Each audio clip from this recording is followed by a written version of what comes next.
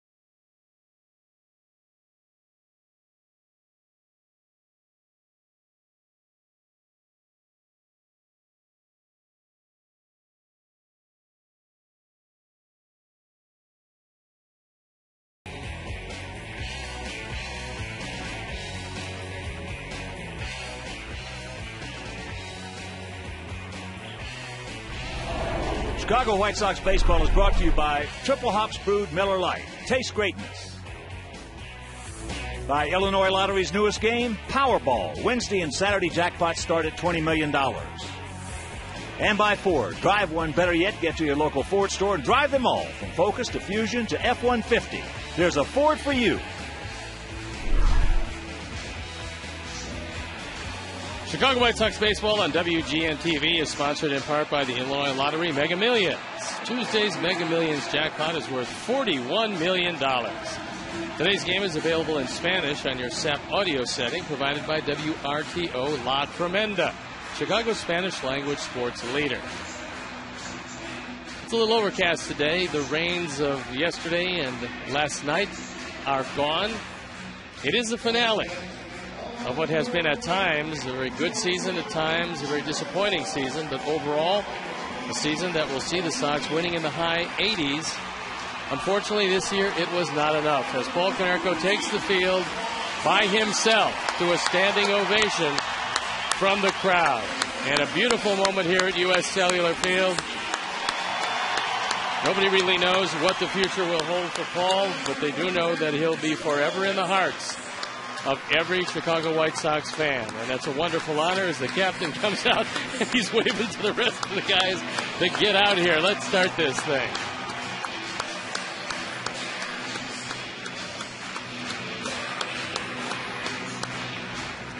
Let's take a look at how Maniac is going to line up the Cleveland Indians today. It's going to be Brantley leading it off, then Nix, Hafner, Duncan, Brown at first with Crow, Carlin, Valbuena, and Sutton at shortstop hitting ninth. The defense behind Edwin Jackson, left to right, Pierre, Diaza, and Tien in the infield, Morel, Ramirez, Lillibridge, and Konerko. A.J. Pierzynski behind the plate. And on the hill, it is Edwin Jackson, 3-2 this year, ERA 3.25, up for his 11th start as a member of the White Sox. Opponents hitting at even 250. There you look at the numbers. He is, however, 6-1 lifetime against these Indians, and he's thrown the ball very well against them. The umpire, John Tumpane, behind the plate. Jerry Neals at first, Corey Blazer at second, and Dan Iasonia is at third. And so as Ozzie Guillen gets ready to direct his ball club to perhaps his 600th Major League win, Paul Konerko looking for home run number 40. A lot of personal goals would like to be achieved today. And with that in mind, they throw the ball around the infield. We're ready to play baseball, and I'm ready to turn over to my play-by-play partner, Buck Harrelson. All right, Stone Pony, thank you once again. Good afternoon, everyone, and welcome to White Sox baseball right here with WGN Sports. So happy you could join us for the finale of this series and the finale of this season.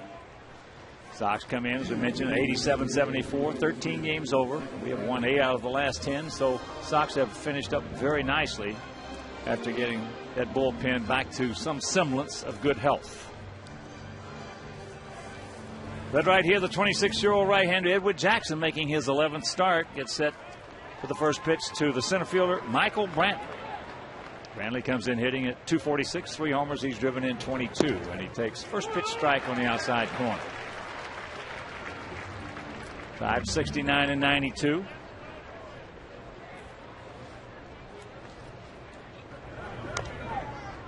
And they're hitting .248 as a club with a 4.28 team ERA. I think the best part about this is that there's no Cabrera in the lineup today, and there's no Chu. Those are two pretty tough hitters he won't have to face. Off the end of the bat, Alexei, and that is out number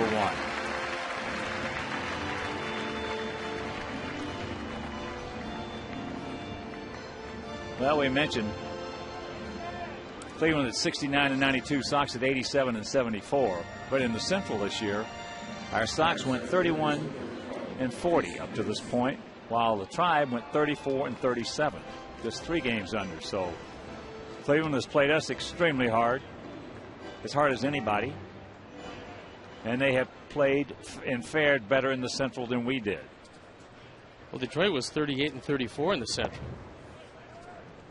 So only Kansas City played in the Central a little bit worse than we did, and that's something next year you just have to address. Well, we've, for the most part in the past, have really dominated the Central. As there's a little flair. Littlebridge is there. Even more so than Minnesota. But not this year. We'll do it again next year, and things will turn out considerably different. Zazie looking for win number 600. Many more to go in his future. But it's nice to get that particular milestone by the boards and then really enjoy a wintertime. I know he's going to be doing some World Series analysis. That's always a good thing. Hafner takes strike 1.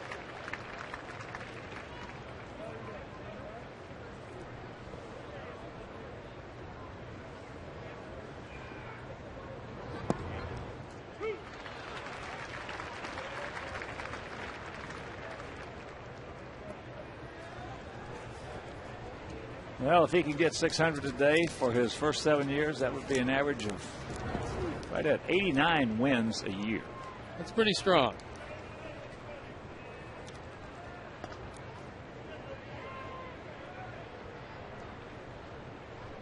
One and 2 the count to the 33-year-old veteran, Hafner. 4 for 14 lifetime off Edwin Jackson. He gone. 1-2-3 inning. After half inning play, it's the Indians nothing and the good guys coming to bat.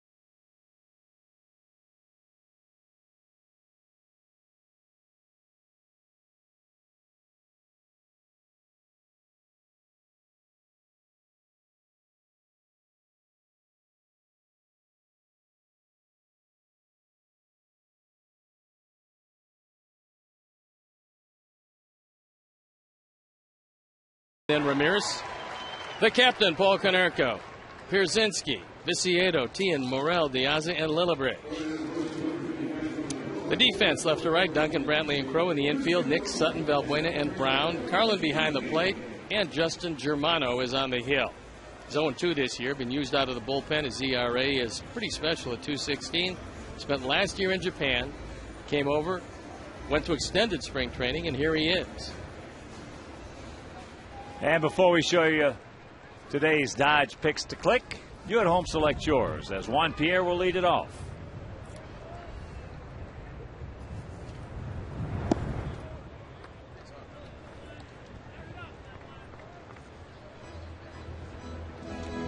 Oh, and 1 to count. One for 6 in the series, 4 for 10 lifetime against Germano.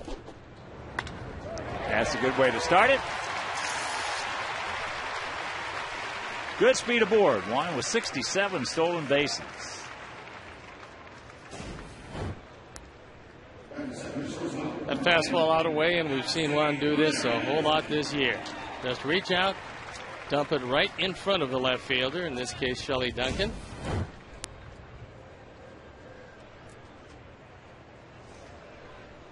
We haven't seen Luke Carlin. So I think Juan is going to test him out. That ball hit way back. You can put it on the board. Yes. That didn't take long. That is 2-0 good guys. 1869 on a ball that hung on the line for a long time before Dan Iasonia finally called it fair. It was hit awfully hard. It was hooking, but it stayed fair long enough. 2 hitters, 2 runs, 2 hits, and a fastball out away. And Ramirez knocking at the door. 70 runs batted in, probably en route to the Silver Slugger Award for American League shortstops. And here's Paulie, hitting at .310, 39 homers, 111 driven in. And he just missed that one. Just underneath it is Shelley Duncan. Surrounds it, corrals it, and that's out number 1.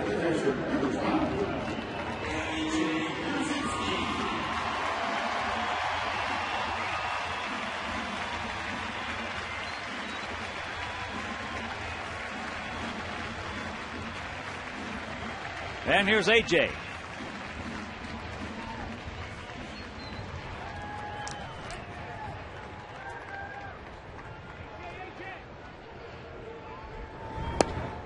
Takes first pitch strike. AJ comes in hitting at .271. Boy, what a comeback he's made. Offensively had a terrible first half. And picked it up. 9 homers, 56 driven in. That ball hit hard. Meanwhile, Brantley is there, and that's out number 2.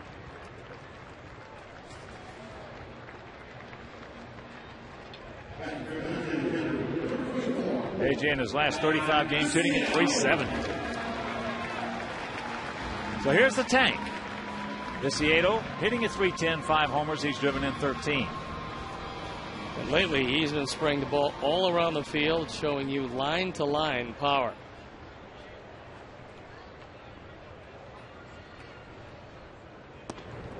First pitch strike from the Cleveland right-hander.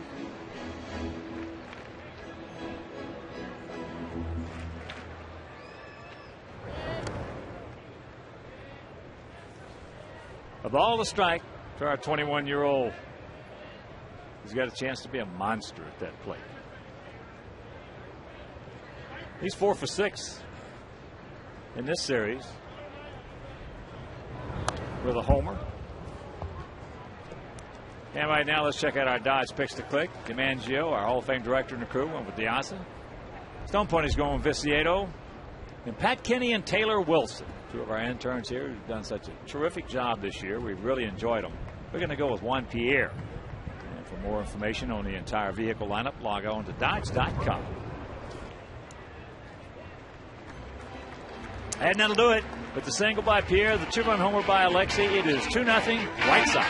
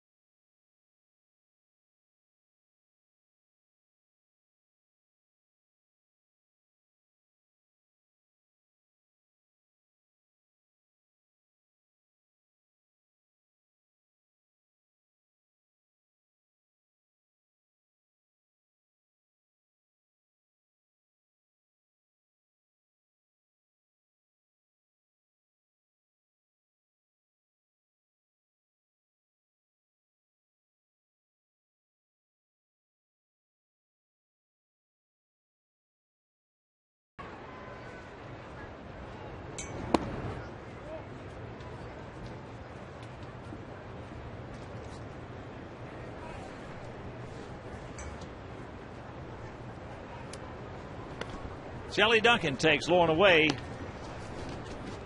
for ball one. And everything's all right.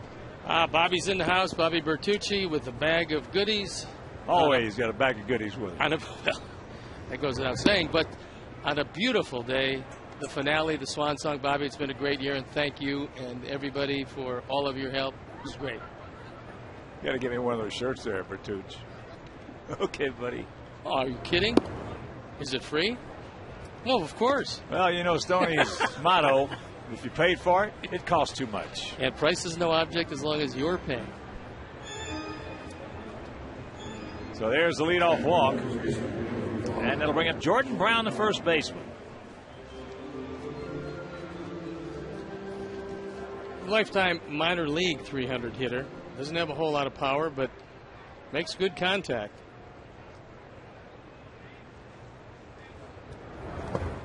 Oh, that's one of those. Look what I got picks. AJ's just been terrific behind the plate this year. I mean, better. Looks like you may have got crossed up on that one. But better than I've ever seen him. And I've seen him since he was a very young guy. Well, that particular catch was something that not too many people will make. No, that's just one that about hits your glove. Yeah. You put the glove there, it happens to stick in it. Very nice.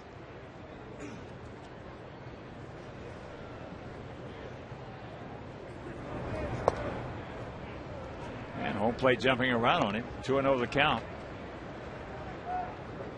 Edwin had a 1-2-3 first.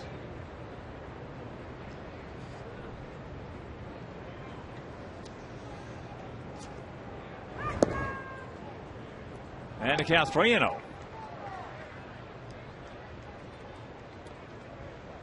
Down 26 out of Walnut City, California. So that's back-to-back walks.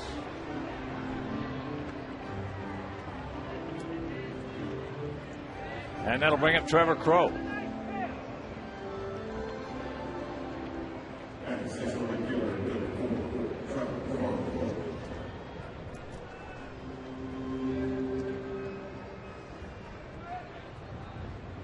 Crow hitting at 251, couple of homers, he's driven in 35.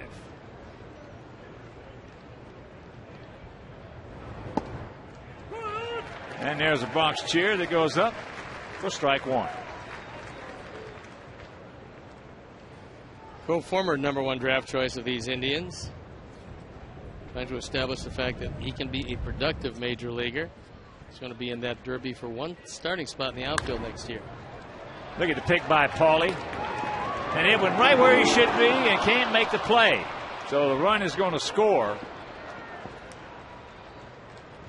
Not a particularly good throw. I think it's probably going to go E6. Not the fact they didn't turn the double play, but the fact that the run did score. Good solid throw from Paul. That part of it's really good.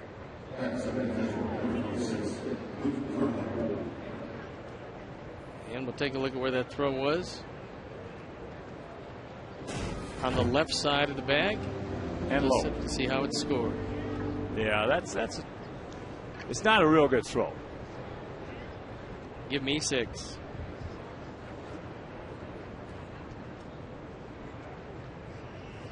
So that's his 21st error.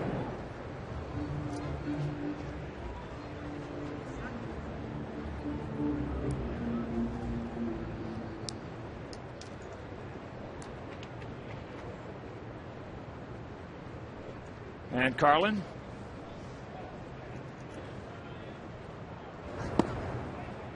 Takes ball one. He is 4 for 10 on the season with a homer and 2 RBIs.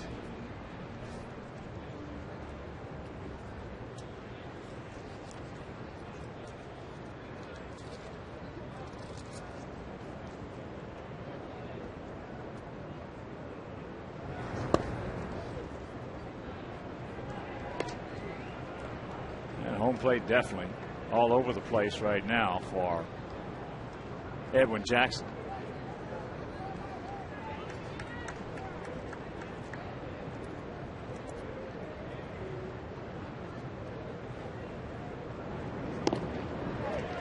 Goes through that one.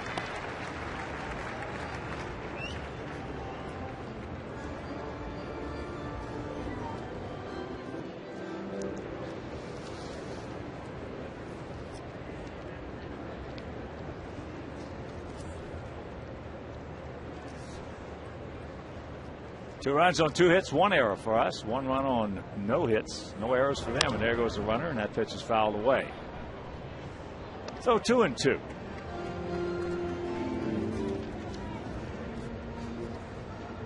And nothing demonstrates the pride and commitment of being a White Sox fan more than becoming a season ticket holder. So place your deposit now for a 2011 full or partial season plan and be among the first to select your seat location.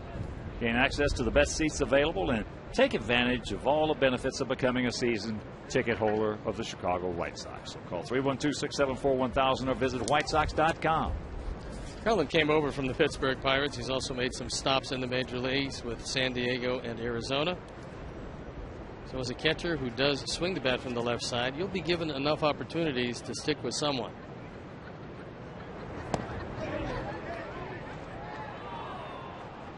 He did not go on a full count. It's always fascinated me how baseball people say, boy, I got myself a left-handed hitting catcher. I got a left-handed hitting catcher. I've got a left-handed hitting catcher. When in reality, I don't care what side they hit from as long as they can hit. Well, if they can hit, you would prefer the left-hand hitter only because usually your lineup, most of the lineups are very strong right-handed lineups. Give me 9 good right-handed hitters versus 9 mediocre left-handed hitters, and I'll take the right-handed hitters. Well, the good hitters, yes. Every time. There he goes. There's the throw. It's high. So that's the 20th stolen base for Crow.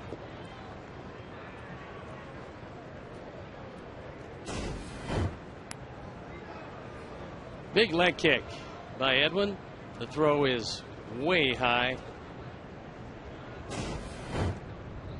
I think even with a pinpoint throw, it's going to be real hard to throw out Crow with that kind of a jump.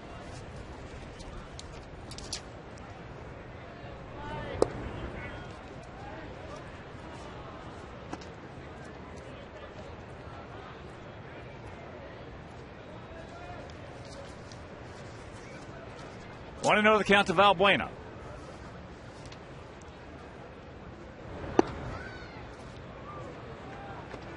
And the count 2-0. Pitching's a little bit different, especially in today's game. Unless you got, for an example, in your bullpen, if you got all right-handers and you got 5 studs down there right-handed, which very few teams do, you better have a couple of left-handers. Well, it helps if you're left-handers, and you only have to look at Minnesota. You don't have to look that far away. They've got left-handers that play every day, and they hit everybody. That's what I'm saying. Which gives you a tremendous advantage. There are a lot of left-handed hitters that had rather face so-so left-handed pitching than good right-handed pitching. I mean, a lot of them. And the same thing for right-handed hitters. That's foul back.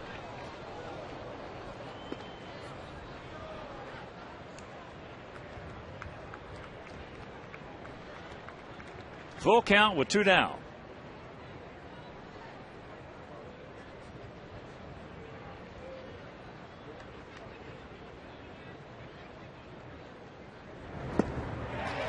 He gone, but we give him a run, and we'll go to the bottom of the second, leading 2-1.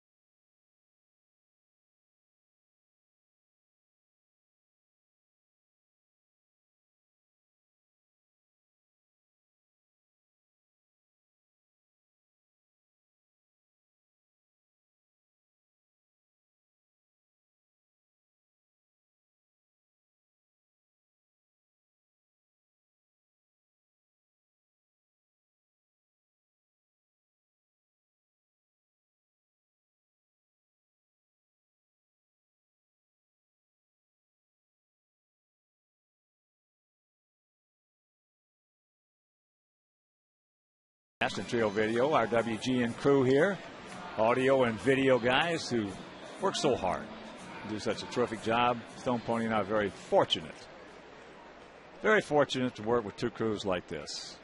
It's a real joy. As there's a little broken bat soft looper right there by Tien. So 1 pitch, 1 out here in the bottom of the second.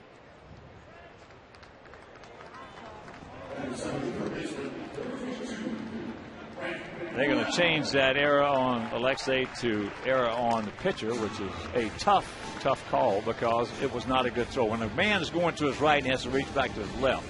I think from a personal standpoint, with the time, Alexei had to deliver the ball.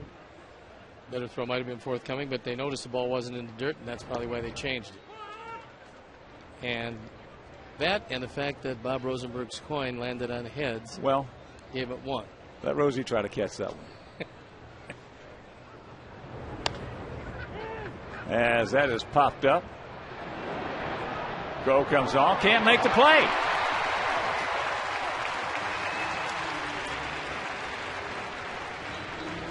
So that's a base hit. Look, he got a late jump on that one. By the time he realized that this is going to loop in front of him, he tried to make up for it with his speed.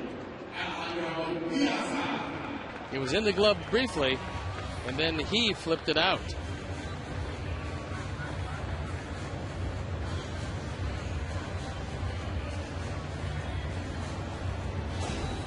So here's Alejandro De Aza hitting at .269, no homers. He's driven in 2. 2 for 7 in the series. with an RBI. Got Nixon on the grass at third. Outfield spread out. Bit of a gap out there in left center. Well, the Yankees and Red Sox are tied after the Red Sox took an early lead. And Atlanta's cut 1 run off the Philadelphia lead. They're trailing 2-1.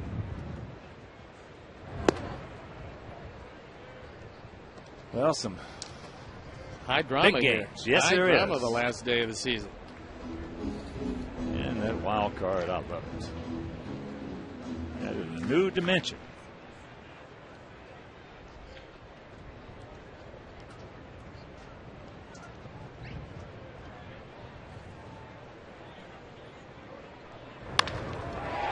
And that ball, base hit.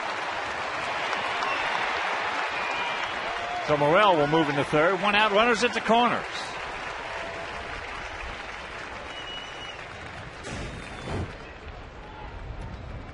A ringing line drive. Morel was running. Then he had to pick up the baseball because Valbuena was trying to convince him that the play was actually in the infield. But Morel then coasted into third.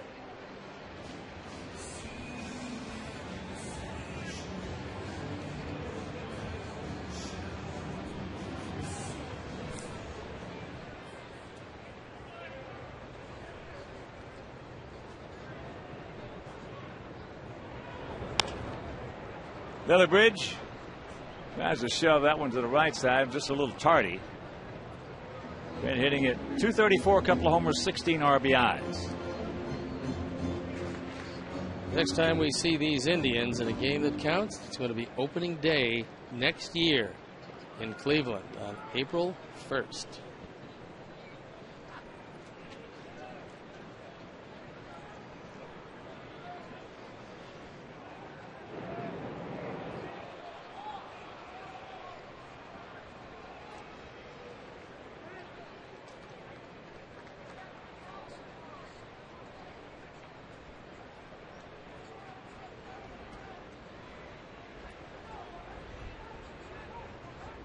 Grant 1 for 6 in the series. Has a pretty good lead. Takes off. And there's a throw. So he picks up his second stolen base. And that's the 159th stolen base for our Sox. Diaz has looked better and better as he's gotten a chance to play more. What kind of spring did he have? Terrific spring. I mean, well, you see that a lot from the youngsters. They'll have very good springs, especially in Arizona. And coming up here, obviously not getting a chance to do much. You really don't know. Now we've seen him bunt and run. Well, we saw him run and bunt in spring training too, and play defense. So, but he swung the bat well. What you say, a lot of youngsters swing the bat well in spring training as Lillibridge strikes out. But he showed us a lot of other skills. He had one of the most impressive springs of any of our young players. Then you get an opportunity to come up here, get a chance to play for whatever reason, and then it's up to you to make the most of it. And he has done that. So a big strikeout right there for Germano. And here's one who led off last inning with a single. And he scored.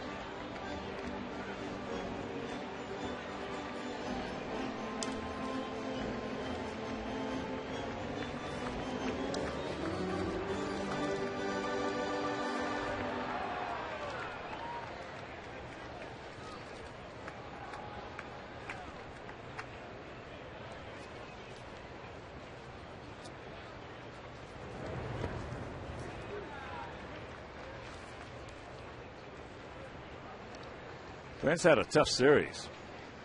Lillibridge. No question. He has had 7 at-bats. He has 6 strikeouts in those 7 at-bats, but the base hit he got yesterday was a big one, a 2-run single.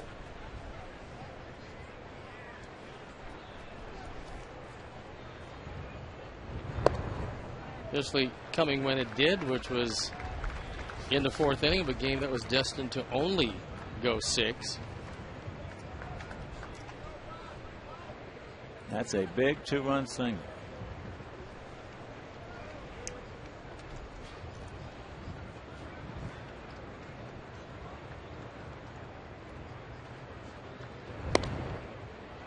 Takes the fastball up high.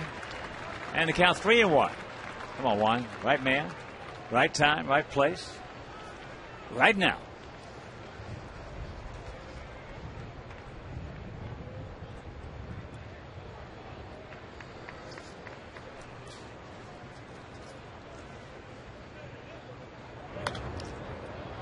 And a full count. In and out of the LG Skyline Club seats.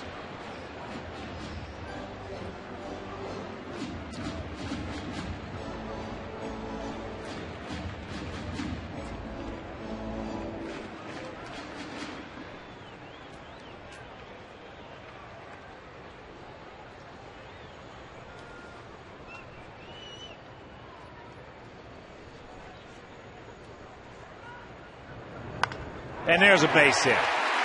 Right man, right time, right place, right now. Juan Pierre. And it's a 4-1 Sox lead. So the stolen base pays off. Now 46 runs driven in, and the slow breaking ball didn't fool Juan at all. He just waited back. Waited for gravity to take hold. Saw that ball rolling down and in and slapped it into right field. Hitters love 3-2 get me over breaking balls. There wasn't a whole lot on that blue one. Plate special. Wasn't a lot on that one. That one just kind of rolled up there. Desiedo got one yesterday. 3-2 get me over slider and hit it out of here. Pitchers will never. Ted Williams was right. Here's Alexei. He got one out of here last inning, a 2-run shot for his 18th home run. And of course, with that home run, the Alex Nellius family will donate $100 to White Sox charities for every Sox homer hit throughout the course of the season. That is number 177. So $17,700 donated by Alex Nellius in loving memory of Ursula. Fastball out away, and for Alexei, all he wanted to know is would it stay fair long enough? The answer was yes.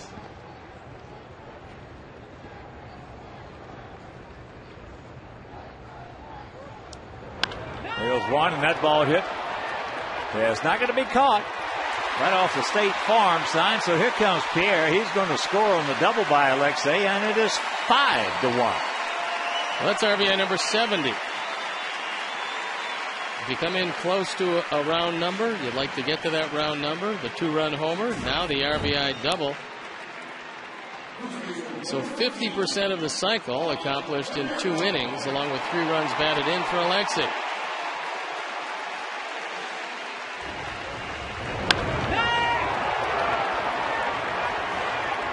And here's Paulie.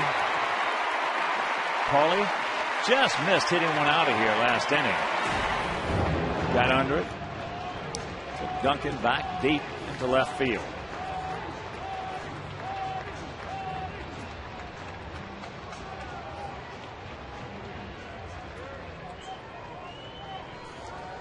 Juan Pierre has now scored 96 runs. That's a nice year.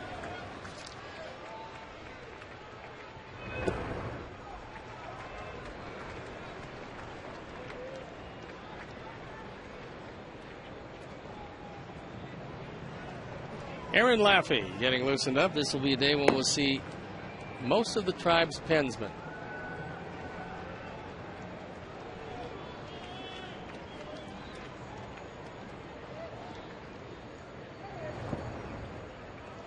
Slow curveball. And the count 2-0 with AJ on deck.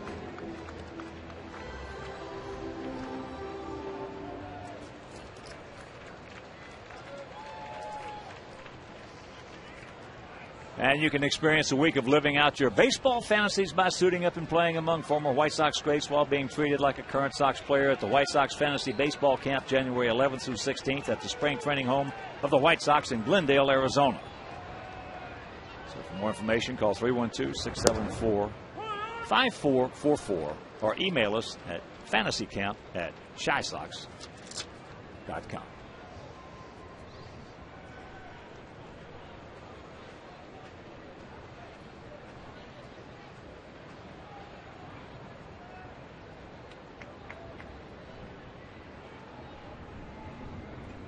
2-1 pitch. He got the catbird seat again.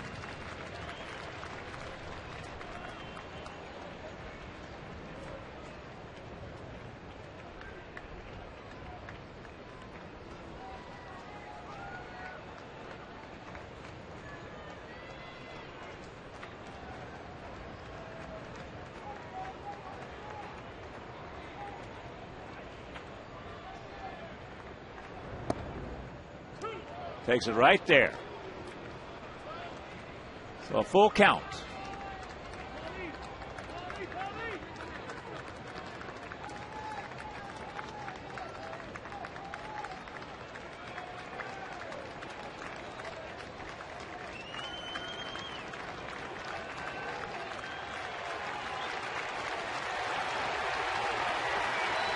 And the payoff pitch. And there's a base hit. Alexei's being waved around. He will. He stopped. I don't know why he stopped. I mean, wow. Jeff Cox said, hey, look, go. The throw's not even coming in. Duncan doesn't have any kind of an arm. He threw into second base. Well, instead of RBI 112, it's 111 and holding. Jeff was waving it all away. Well, the throw, he saw that Duncan didn't even look home. Looked at second. Brain cramp.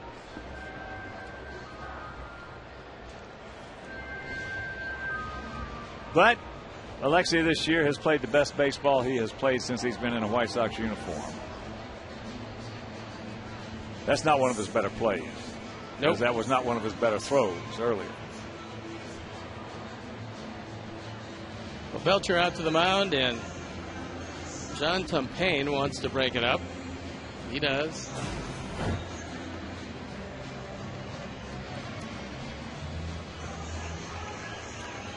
You don't have to hear anything. All you got to do is look at the hand of the third base coach. Ask Alex Rodriguez. When he's waving, it is go. You don't want to use your ears when you're running the bases, because you got a lot of opposing defensemen yelling at you, doing all those things. Yeah. You only want to use your ears when you're playing on defense to try to figure out the sound of the ball on the bat. AJ. And that is popped up. So Alexei didn't score the run. Meanwhile, we score 3 and we lead at 5-1.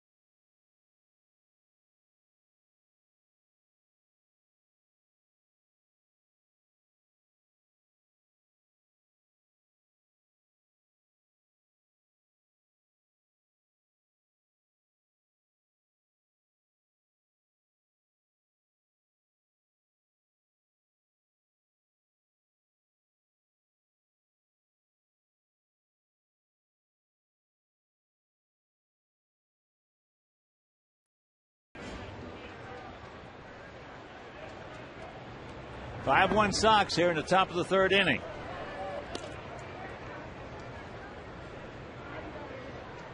Drew Sutton, switch hitting shortstop, will lead it off. Comes in hitting at .219. No homers. He's driven in a pair. Atlanta has taken a 5-2 lead over Philadelphia as Hamels came out. Dennis Baez came in, and Atlanta trailing 2-0 at one point, put 5 on the board. Big game for them.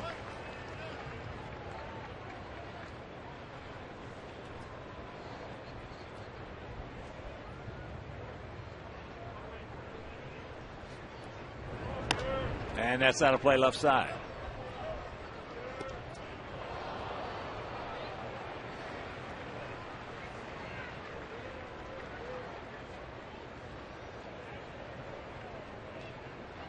Bottom of the fourth at Fenway. Yankees and the Red Sox are tied at 2.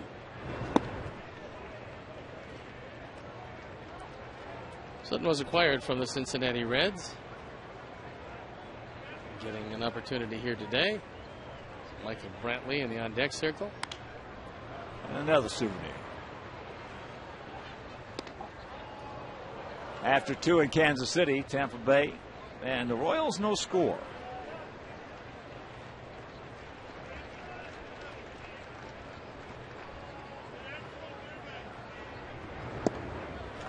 He gone.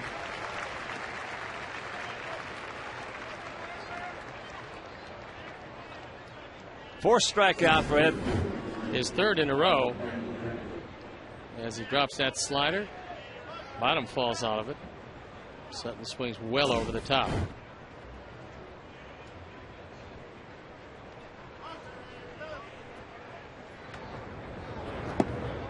First pitch strike to Michael Brantley, who grounded out to Alexei.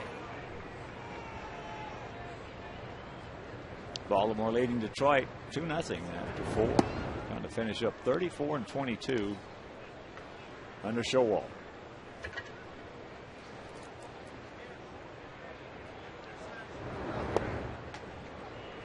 Two and one.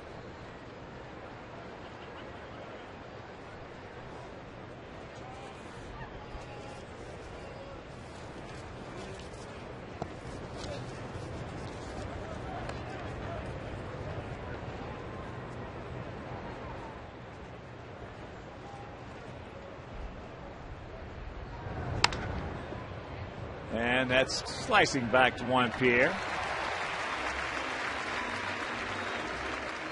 2 down. Today's U.S. Cellular Text Poll question, believe in something better, is will the Philadelphia Phillies win their 3rd consecutive National League pennant? A is yes, B is no. Just text A or B to 97999 and watch for the results later in the game.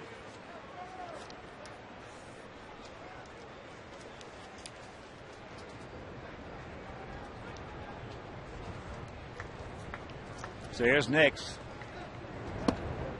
Jason hit a little looper off down the bat, broke it to Lillibridge.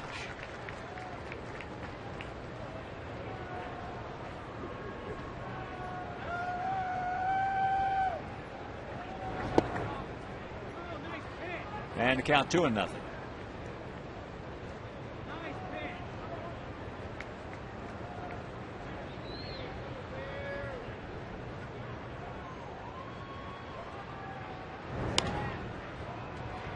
And that's popped up. Pauly's going to take it. And that's going to be a nice 1-2-3 inning.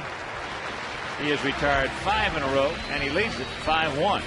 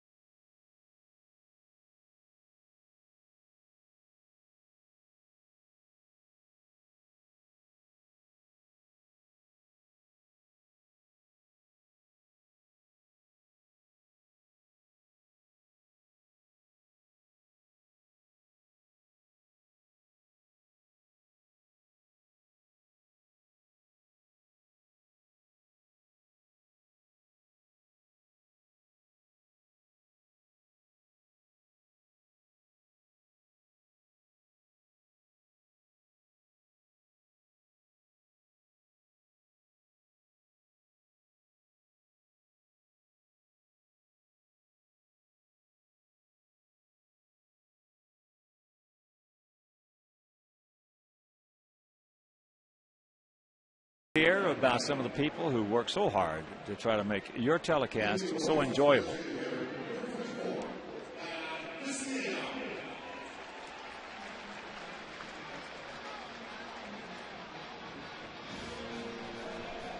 It is a very, very time-consuming and difficult job. There's no doubt about that. As you take a look at Aaron Laffey at 2-3, ERA 4.61. There you look at the numbers overall. Started 5 games this year. And Tank chases first pitch high and wide fastball. Germano went 2 innings, gave up 5 runs on 7 hits. Didn't walk anybody. Fan 2. There's a base hit. Just muscles that one out there.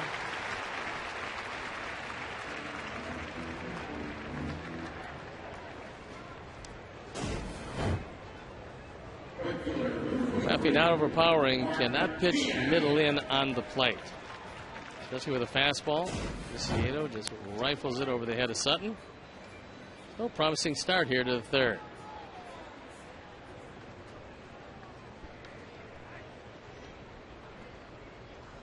And that San Diego-San Francisco game, 4 Eastern start. It's going to be interesting. That's Latos against Sanchez. A couple of good ones. Well, if somehow San Diego can beat them 3 in a row, then they go to San Diego and play them again to try to beat them 4 in a row. But it'll be at home. Doesn't make any difference. It's hard to beat somebody 4 games in a row.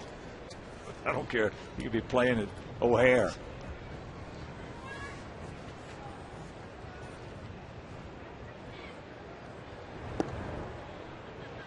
Mike can't get that one. He had a little looper to second base his first trip. Well, if Atlanta goes ahead and wins and San Diego loses, it's all over. It is that. The interesting part comes if they both win. Yeah. Because if they both win, then someone's going to have to wind up going to Atlanta on Tuesday after the Monday play-in.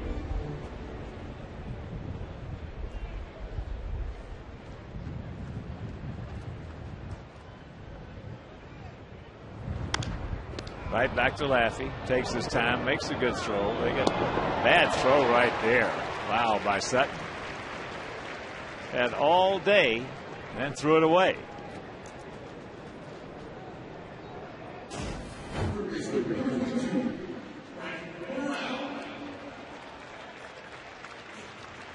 That's just a very bad throw, well wide of the bag. Should have been 2. It's not.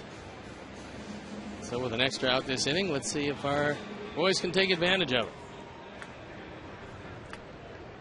Grant started off that 3-run in seconds with a little duck snort, little blooper into right field.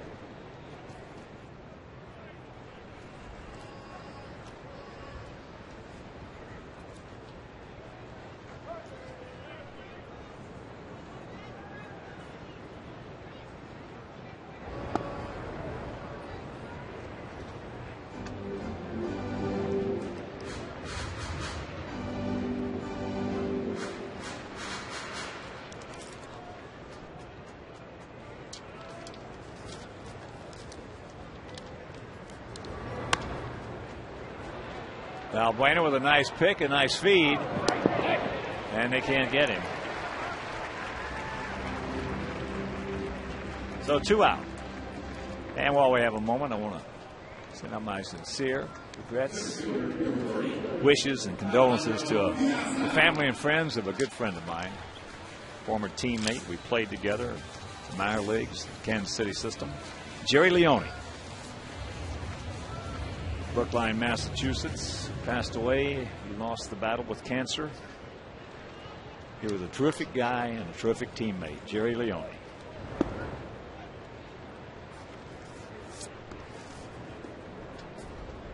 And a tough little customer.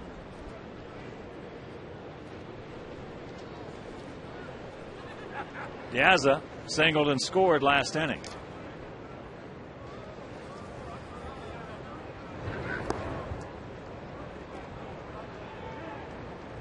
Takes that curveball and the count 2-0. And you can experience White Sox baseball year-round and schedule Southpaw for your birthday party, wedding, block party, school assembly, holiday party, or festival. And that's 365 days a year. So to have Southpaw visit your next party, call 312-674-5312 or visit whitesox.com/Southpaw. The Paw is always on call. Oh, does a terrific job.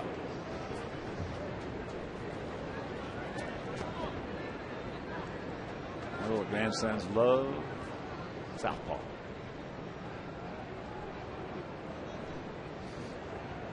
Was with a very dramatic entrance in the 5th. As it should be. The only problem comes in with the rain. And that uni. Soaked. Yes. Southpaw. That uniform must have weighed about 85 or 90 pounds. Last night. Yes, sir. For a while, we had the cow in the flat rock. It's coming down pretty well. Yeah. When it starts puddling in the infield during the course of an inning, you know that it's coming down pretty hard. On this field, you better believe it. They got time, puts it on him, and it'll retire the side. We're into the 4th, leading by 4.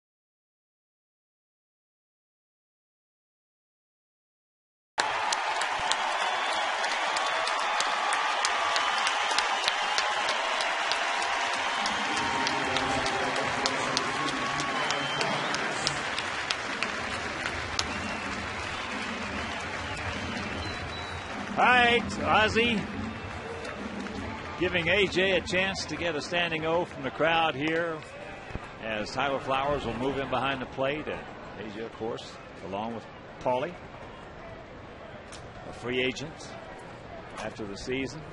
What an asset he has been to this organization, coming over in 2005, and all of a sudden, what, poof, a world championship.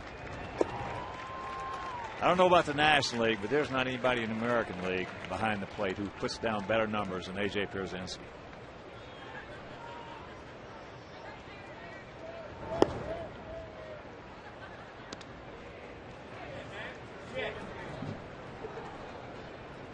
And you being a pitcher, you pitched to one of the best, in my opinion, one of the best I ever saw, in Rick Dempsey.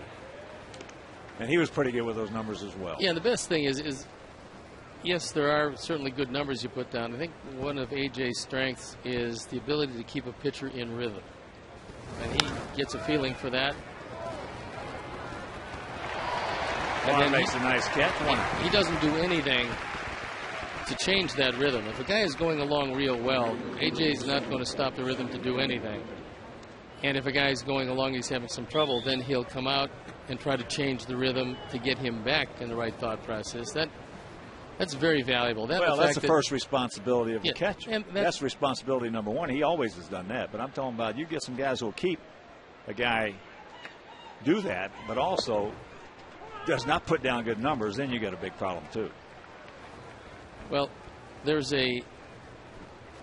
certainly a tremendous benefit for any team when their number one catcher is willing to go out there every day. And AJ has always been willing to go out there every day. Now, you've got to force him to take some time off to make sure that he stays fresh, and Ramon Castro's done a nice job at that. But the guy who goes out there and will catch every day, gets you over 1,000 innings every year, it's pretty good. Well, there's only two guys for the last 9 years that have caught 1,000 innings every season. And AJ's one of them. And Jason Kendall's the other. It's just like a pitcher giving you 200 plus innings. There's a lot of value, a lot of merit to it. Especially in this day and age when most of the teams during the championship season only have two catchers.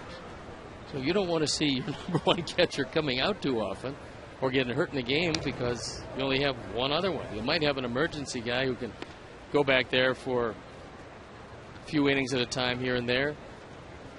But tremendous value on a guy that will stay behind that plate, take the beating that they take, still give you whatever they give you offensively, catch as much as they do. Well, AJ,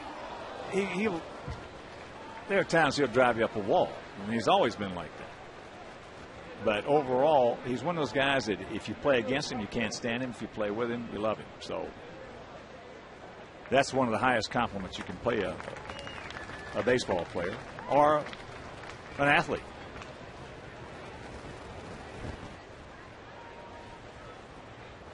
All he does is win. And there's a line drive right back through the middle. And that is the first hit. You can cancel the post-game show for the Indians.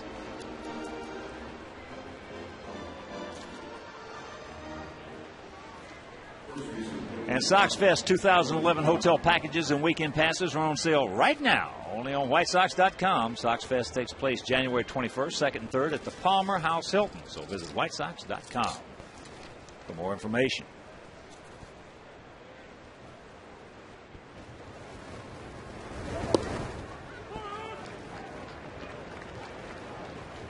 Atlanta now leading Philadelphia 7-2. Go Bobby. So after losing the first two games, things were looking bleak. However, today, things are looking a whole lot better. A win today would have assured them, one, of either a berth in the playoffs, or two, at least their destiny in their own hands with a game 163 in their ballpark in a play-in game.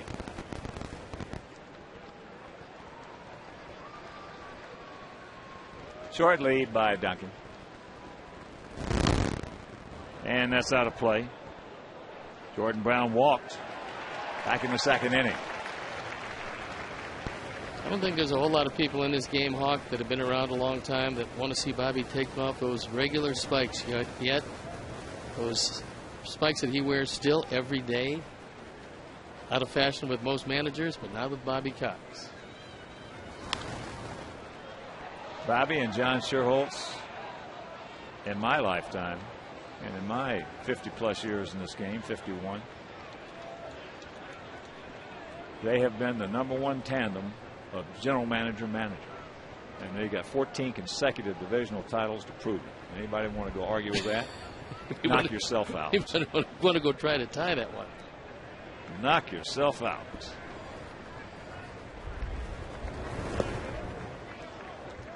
And a tremendous amount of respect from one toward the other. Bobby had already done that job as a GM, so he understood it. Got to say so into player personnel moves. At the end of the day, it was John's decision, as it usually will be with general managers. John was a great listener. He listened to a whole lot of people, and he had some very good baseball people around him, and he inherited a wonderful minor league system. Nice pick by Tyler. Well, John Schuerholz never made a move until he had the consensus. I dealt with John and have known him a long time. He listens to his people. And I would venture to say, I've never asked him, but I would venture to say, I would bet you a dozen golf balls he probably has never gone against the consensus.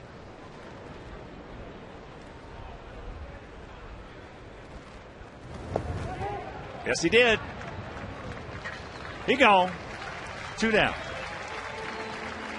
John's always had some pretty good right-hand men and some people sitting right next to him that knew what they were doing. Longtime baseball guys. Right now he's got Jim Fregosi, longtime baseball guy, very good evaluator. Helps him in making deals. He's had a lot of them along the way. He's also had a lot of guys who worked for him that went on to get major jobs. Well, the funny thing about it is a lot of those guys didn't pan out too well. Nope, but. And because, in my opinion, they just weren't as good a listener as John. That's true. I mean, they had a great mentor. They should have learned. But a lot of them, just because you're a good third base coach does not mean you're going to be a good manager. But just because you're a good center fielder doesn't mean you're going to be a good right fielder.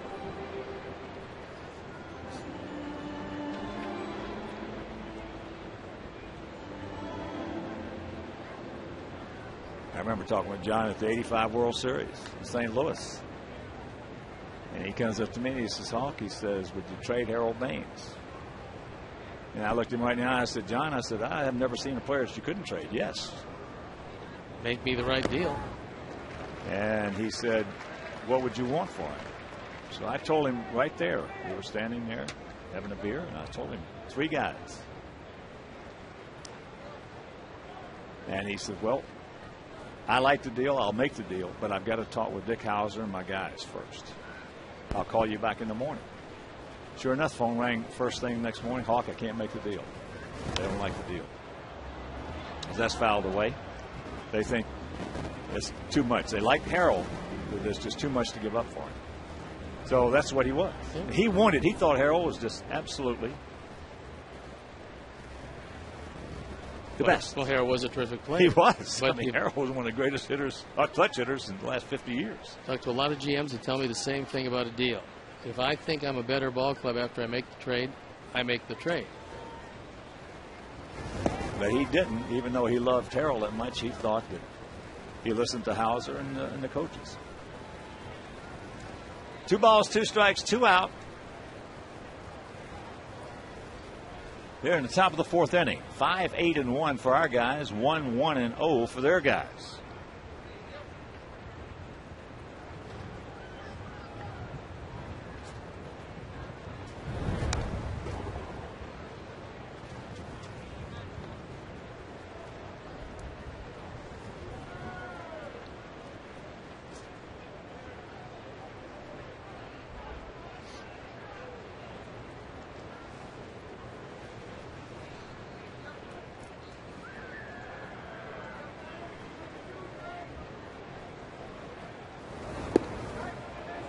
Post pitch, didn't get it.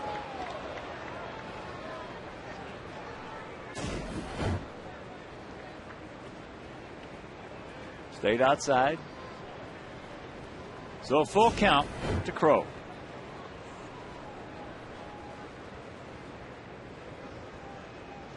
Now that's a tough thing to do, that second cup on top of the hat. He gone. Strikeout number 6 for Edwin. Look at the bottom of the 4th, 5-1 White Sox.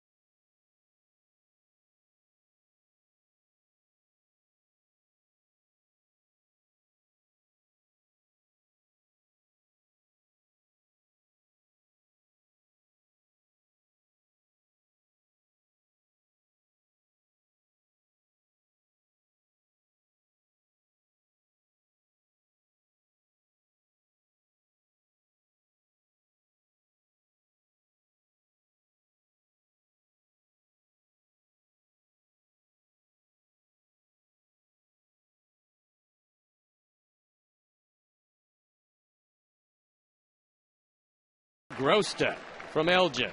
After the game, listen to 670 to score for your chance to be the Walgreens VIP for a day, including a Walgreens Affordable Essentials prize pack and a pair of tickets to White Sox home game. Brought to you by Walgreens, the pharmacy America trusts.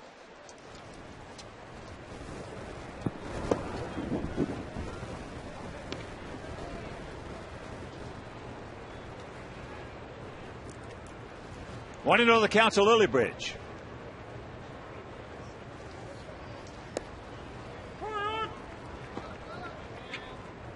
And Frank Herman on the mound. Herman at 0-1, ERA 4.12, on for the 40th time. He is the third of the Indians relievers.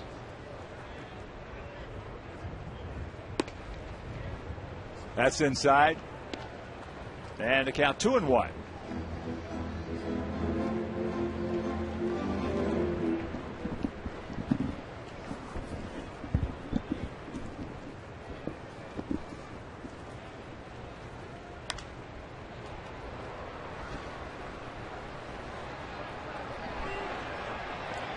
And that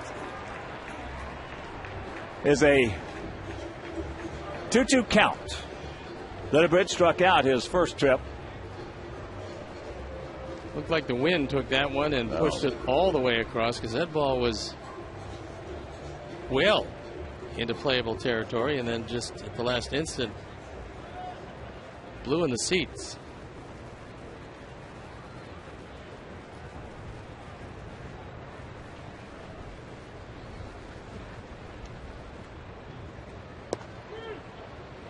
He gone.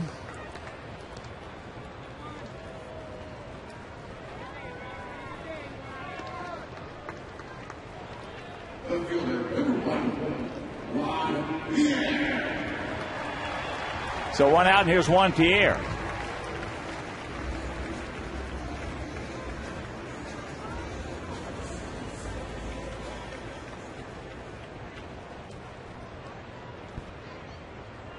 Juan's been the man. 2 for 2, 2 runs scored, 2 runs knocked in. Pat Kenny and Taylor Wilson, 2 of our interns, picked to click today. The young men have done a terrific job for us this season.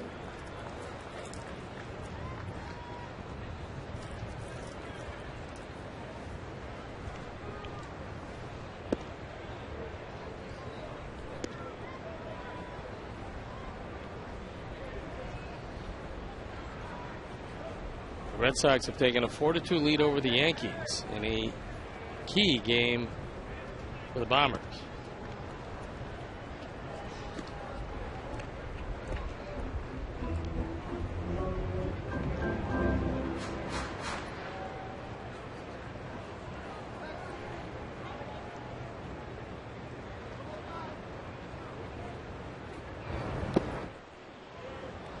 Count evens at 2.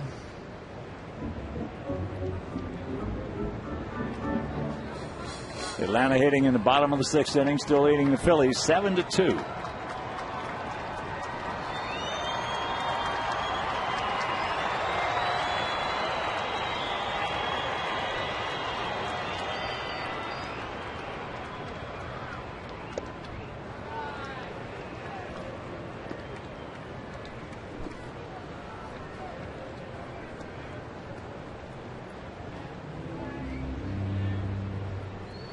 Ball 4 base hit right here. Let's get a few more.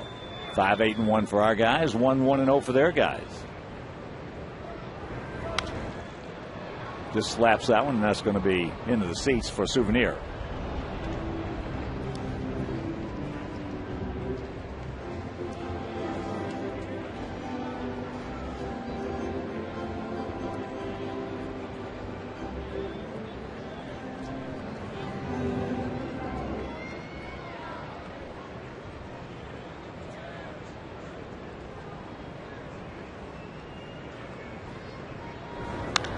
High pop up. Sutton making the call. Got the ball for out number 2.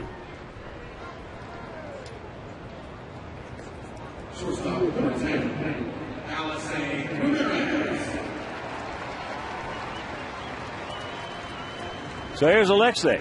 2-run homer and a double.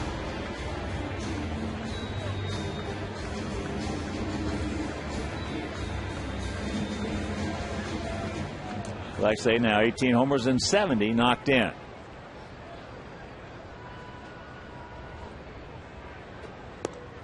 Takes first pitch strike.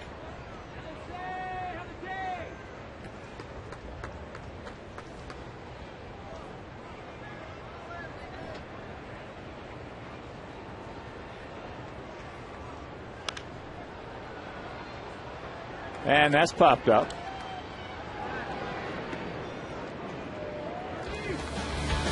Jordan Brown makes the catch, and that is a 1-2-3 inning for Herman, and we're into the fifth, leading by 4.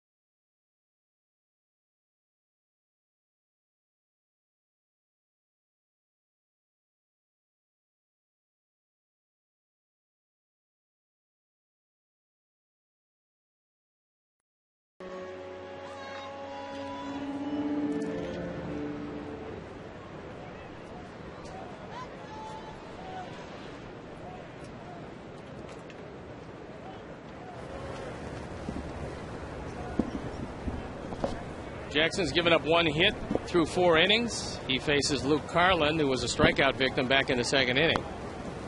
So Edwin sailing right along with 6 strikeouts and a couple of walks. This one hit hard to right field. Drifting back to the wall. It's gone. Home run, Luke Carlin. His 2nd home run of the year. He's driven in 3. And that'll make it a 5-2 game. As Carlin muscles up. Gets one up in the wind and out. That fastball up and out over the plate. Short, quick swing and gone. Luis Valbuena takes ball 1. He's 0 for 1, a strikeout.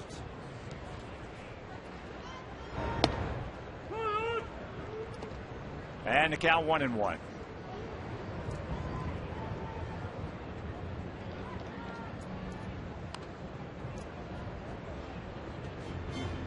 '24-year-old second baseman. Had a tough year with the bat and the leather.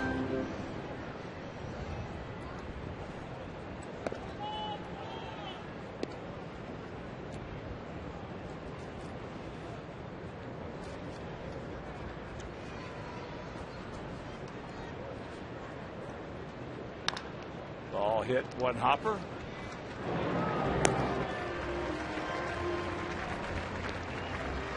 And Chicagoland viewers, how would you like to win $5 footlongs from Subway? Just be the 500 texter to text Subway to 97999. Go to WGNTV.com for complete info and rules.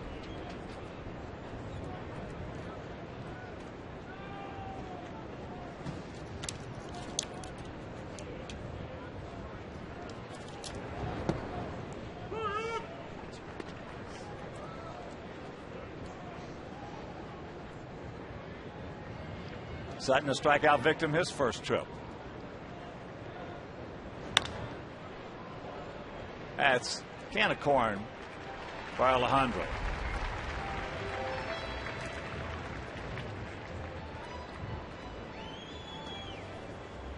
5-8-1 for our Sox. 2-2-0 for their Indians.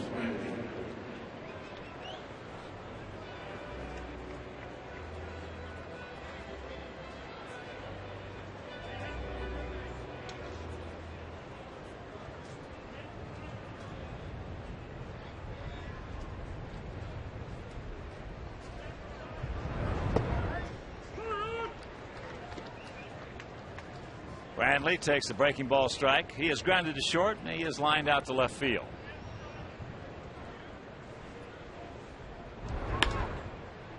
And that is fair. So Brantley will pull into second with his 9th two-bagger.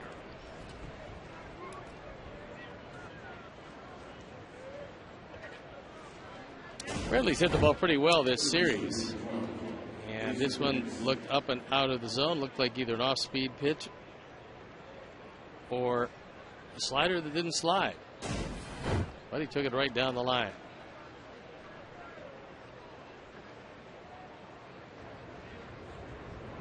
So here's Nix. He has looped to second, and he has popped up to first.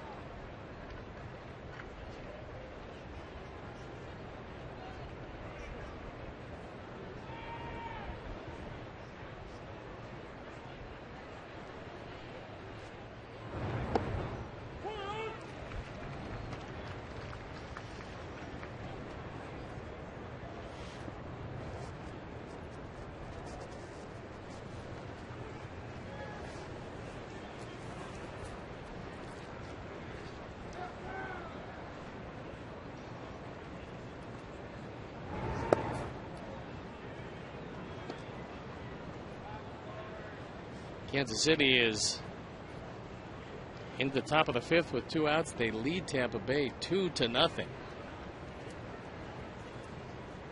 Kansas City can beat you, as we have witnessed.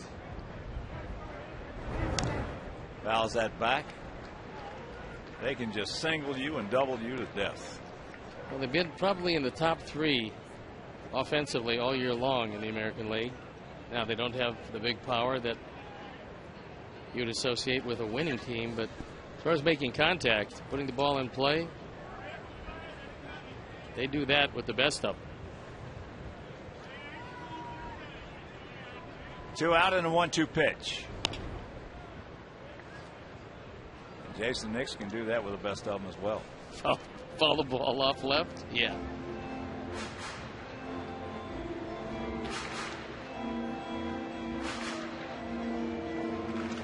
If they ever expand that third baseline about 20 feet to the left, he's going to be very tough. He's a 300 hitter.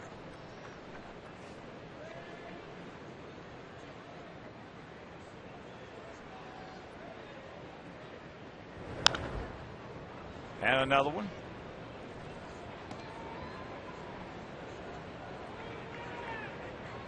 Sixth inning in Minnesota, 1-1 tie with the Blue Jays. See where Cito highly recommended Don Bailey to take that job.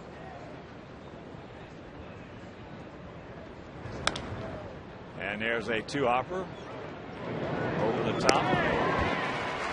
And that'll do it. We're halfway home, leading 5-2.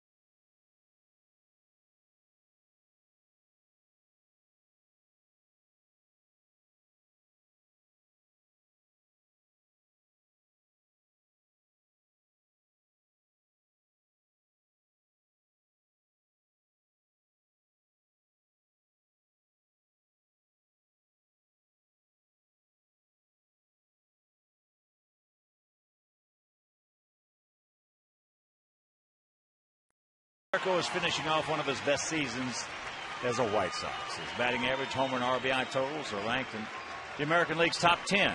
For all your home improvement needs, shop and save big money at Menards. And Paulie will be looking out at Joe Smith, who is the fourth of the Indian relievers today. So Smith, almost a submarining right-hander at 2-2. ERA just under 4, on for the 53rd time. He hasn't been asked to save anything. He's given up just 28 hits in 39 innings. Let's see if he can serve up number 40 to Paul.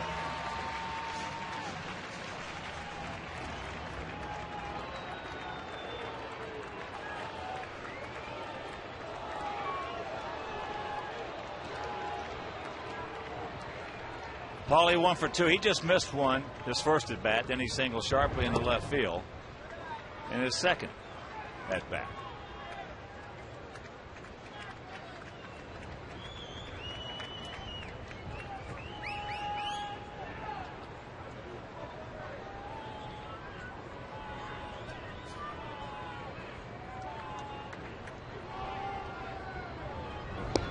There's a strike on the corner.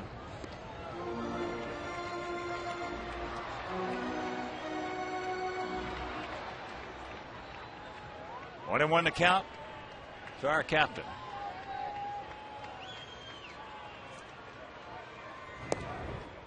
And that was a blueprint of the previous pitch. So the count 1-2.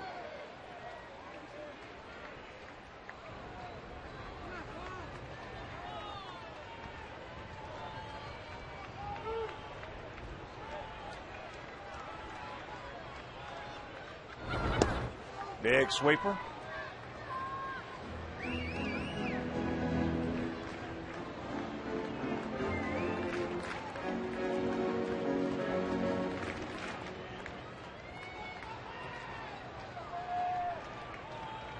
Come on, Paulie.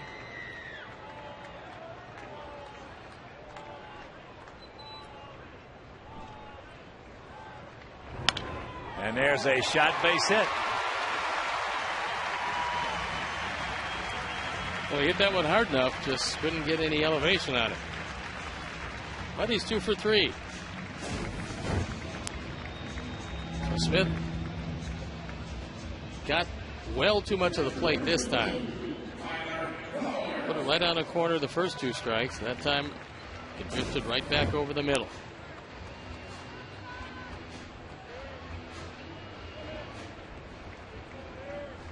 So here's Flowers. Tyler making his first plate appearance. AJ was 0 for 2.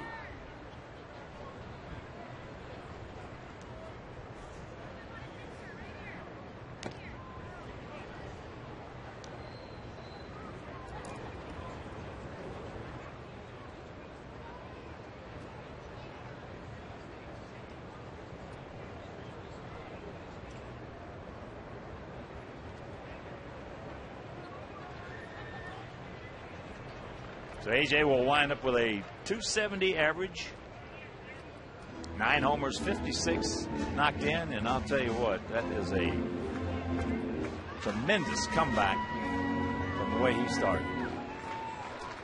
But we talked about it, and he was good with it. Even he didn't like it, obviously, going through that funk that he went through. But he said, you know, baseball is going to wind up. He said, I'm going to wind up about 270. And that's exactly what he did. And that was about 2.5 months ago.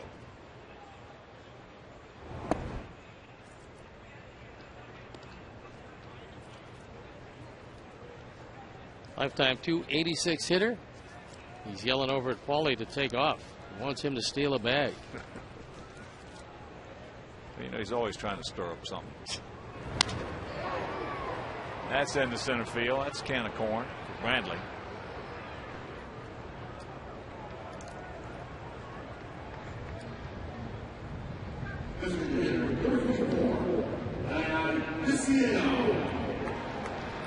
Boston's expanded their lead to 6-4. 6-2 rather over the Yankees.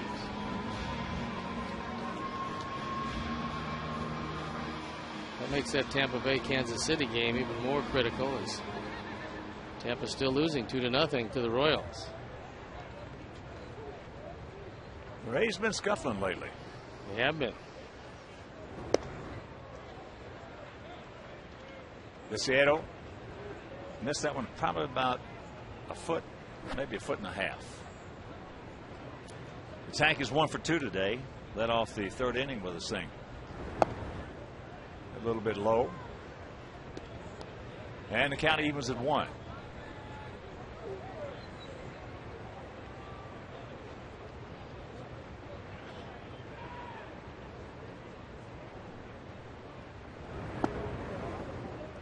Two and 1 to count.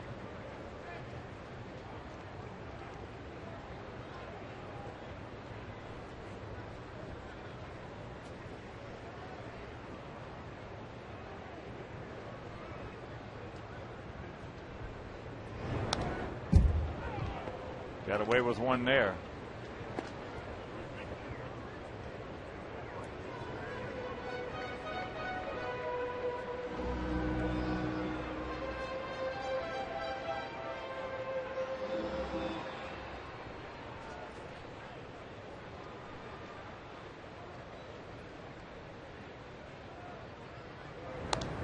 Watch out. Fires that one back. If you're just joining us for the final game of the 2010 season, Sox with 2 in the first, a 2-run homer by Alexi Ramirez. Then with 1 out, Morel led off the, I should say with 1 out, he singled into right field. Started off that 3-run second. Cleveland 1 in the second and 1 in the fifth. And he got him. 2 down.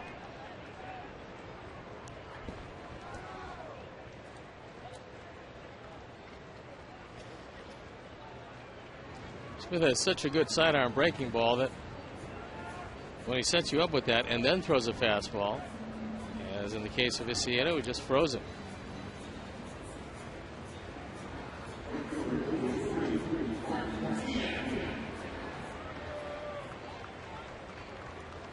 So here's Tien. Mark's 0 for 2.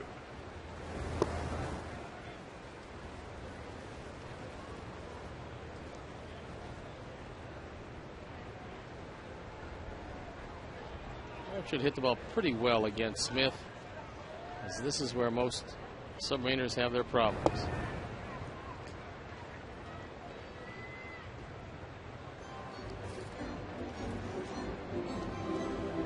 Face that left-hand hitter, he sees the ball all the way. You get near as much deception as you do against the right-handers.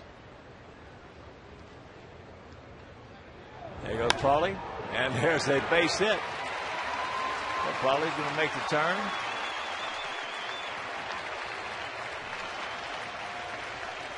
And with 2 outs, Sox have runners at the corners. Martin with a big smile on his face.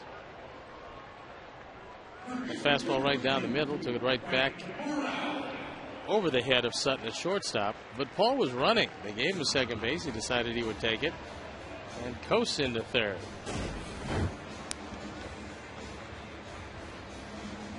So here's Brent. We're all 1 for 2. As I mentioned, that little bloop single in the right field started things off for us in the second.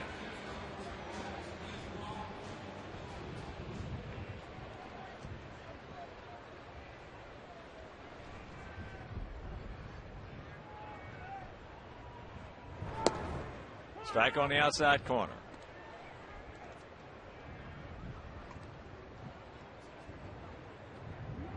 They're going into the 7th inning now at Fenway. 7-2 Carmines over the Yankees.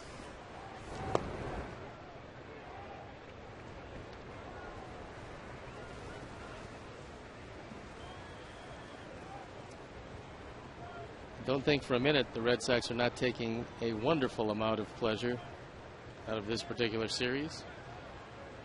If they win today, they will have taken 2 of 3 critical games for the Yankees. And in the top of the 6th in Kansas City, it is still 2-0 Royals over Tampa Bay.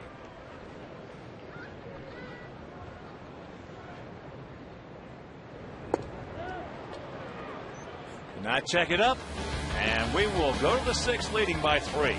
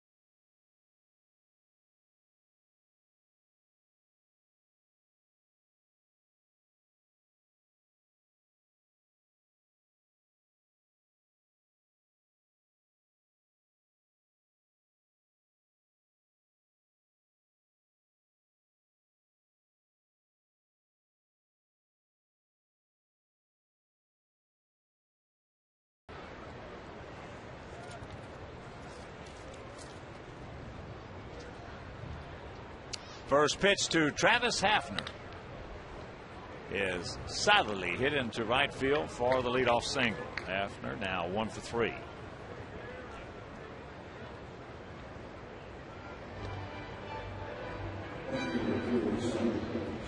That's just the 4th hit given up by Jackson. That'll bring up Duncan, who had the first hit back in the 4th inning.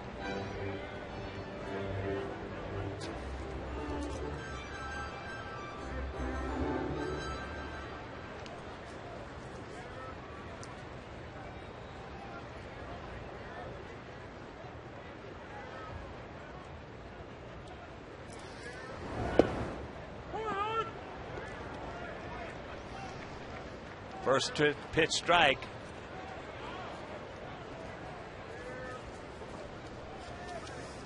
Tony Sipp loosening up in the bullpen. He's going to be out for the 70th time today.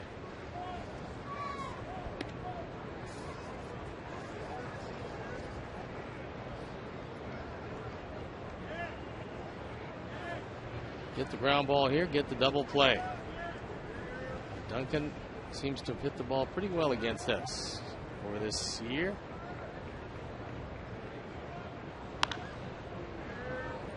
That is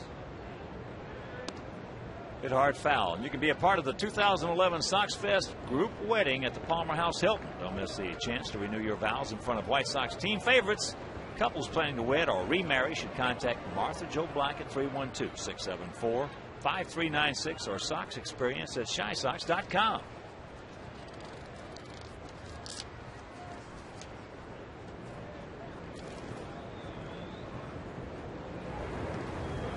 And that ball gets away.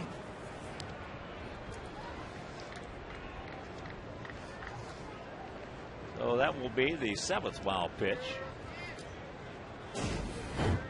7th wild pitch here. 20 for the season. Moving over with the Diamondbacks. That's a lot of wild pitches.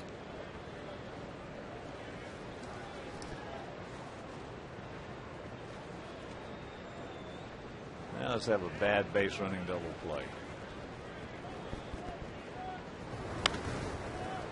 That's popped up. Kyler coming back. He's got to play. Makes it. And that's out number 1.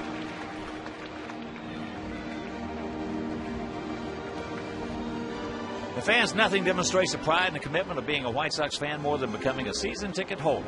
Place your deposit now for a 2011 full or partial season plan and be among the first to select your seat location.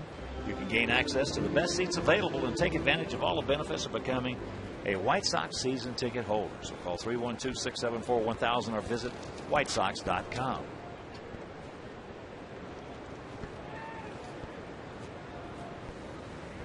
Here's Jordan Brown.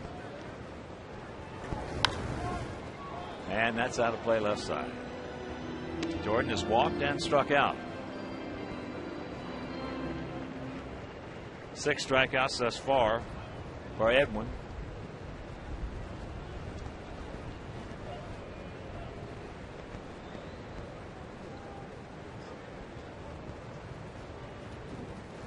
Tampa Bay did not score in the top of the 6th. It's still 2-0 Kansas City.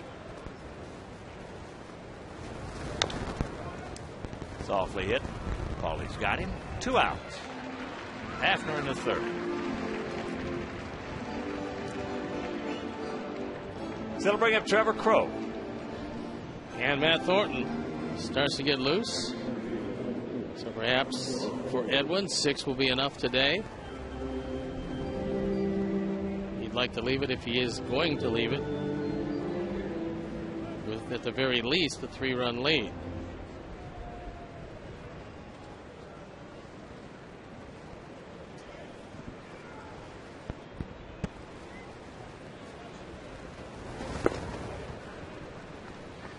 Edwin trying to up his mark to 2-0 against Cleveland this year and 7-1 in his career.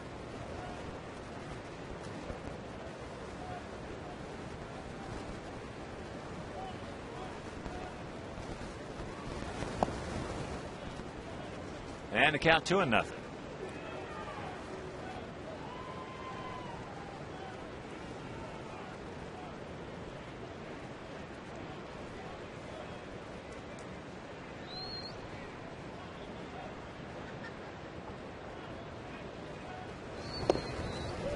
Goes through the 2-0 fastball. That one at 96.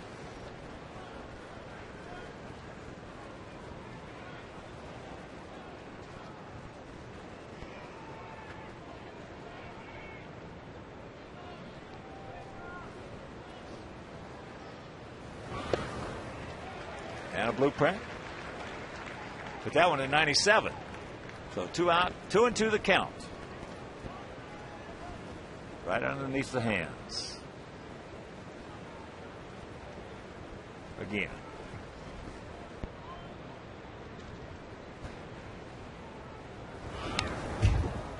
Just did get a piece.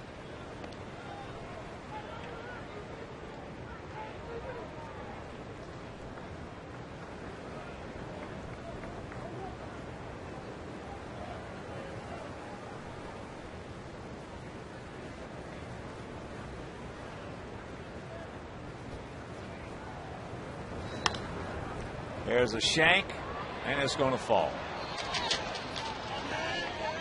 So a duck snort by Crow. Hafner scores, and it's a 5-3 ball game.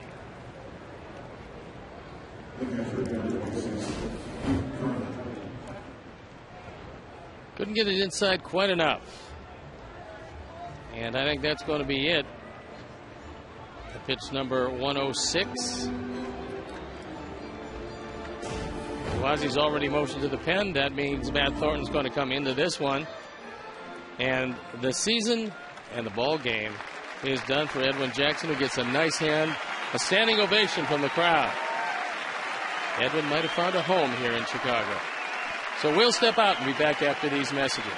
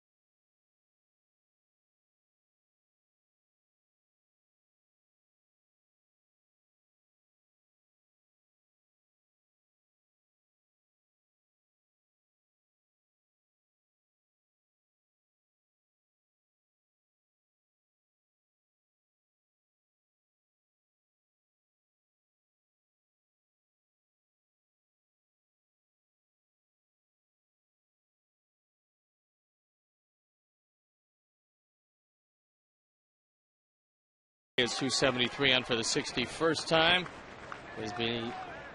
Does have 8 saves, and he's held opponents under 200 batting averages here. Switch hitting catcher Luke Carlin.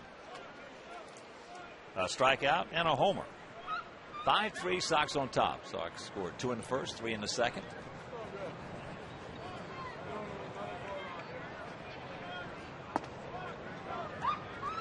And the count 2-0.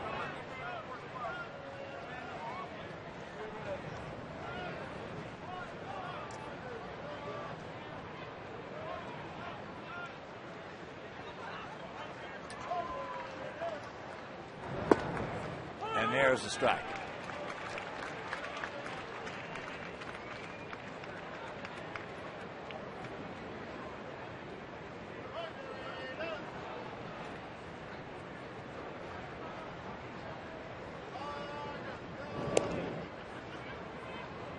Outfield for the most part straight up. Bit of a gap out there in right center.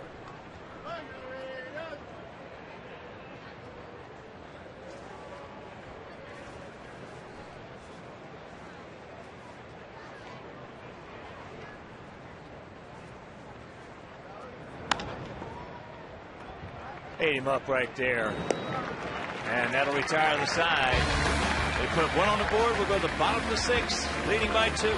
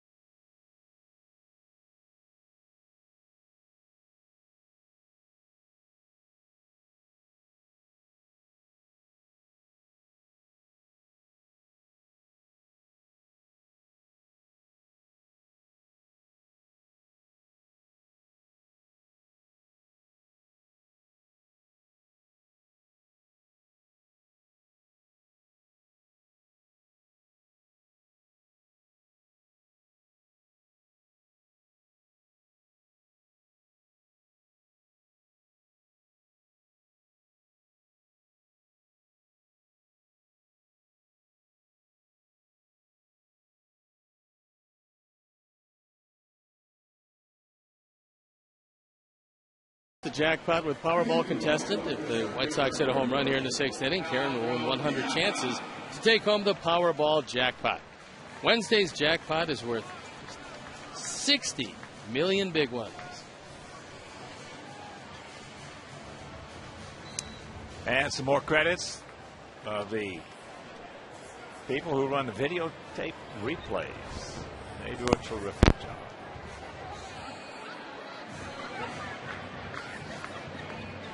Right here's a 5-3 Sox lead and a pitching change. It's Tony Sipp coming in the game. So he is the 5th of the pitchers. There you look at the numbers. At times he's been pretty tough, especially on left-handers, but 70 appearances, a very durable fellow. First pitch strike to Alejandro De Aza with Lillibridge on deck.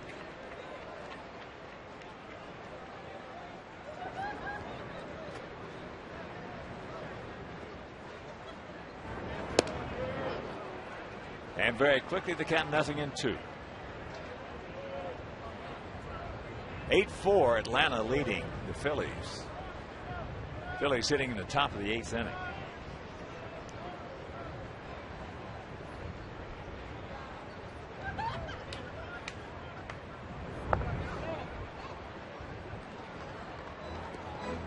One and two.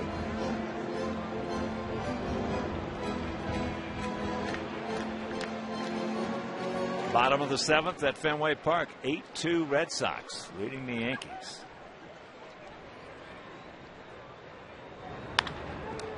Well, that ball jumped up, bit him, but he gets to the bag. Nice play by Brown. That was a terrific play by Brown. That came with a tremendous amount of topspin. Piazza hit the daylights out of it. And for Brown, he was able to get there a step ahead. So here's Lillibridge, 0 for 2 with a couple of strikeouts. We're trying to break this streak. Last 8 bats, he struck out 7 times. Takes first pitch strike.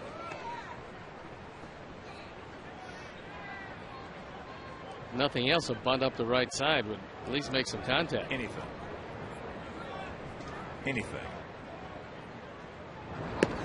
That's low and away. 5-10-1 for us, 3-5-0 for them.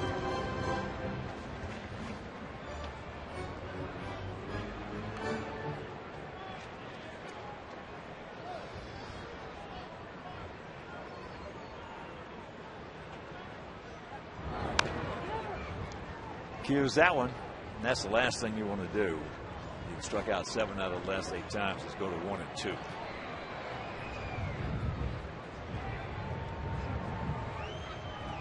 Wow.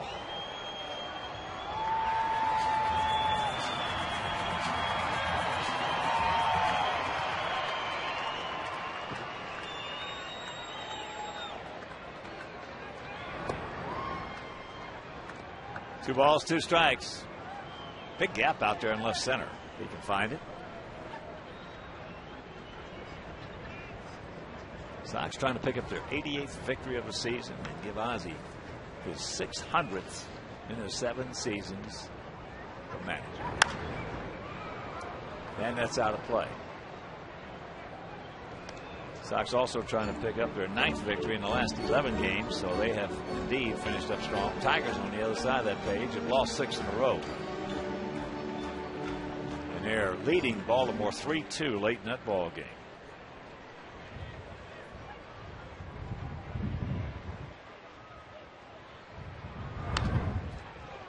And just got a piece of that one. Tigers lost Cabrera, and when they lost Cabrera, they lost a big portion of their offense, and they had to win today to end the season at 500.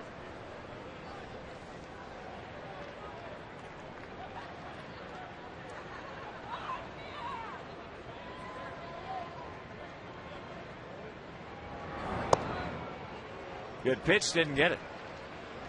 And a full count.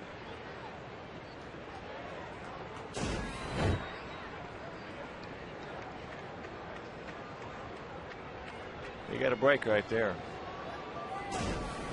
That ball crossed the plate to strike. Yeah, it wasn't quite a strike, but we saw a lot of that this year. Yep. It's a tough pitch to call. Especially, I tell you, Tapani has done a good job behind the plate today. First time we have seen him behind the plate. He's been good. But we've seen some young umpires this season not calling that pitch where it goes across the plate, but where it's caught.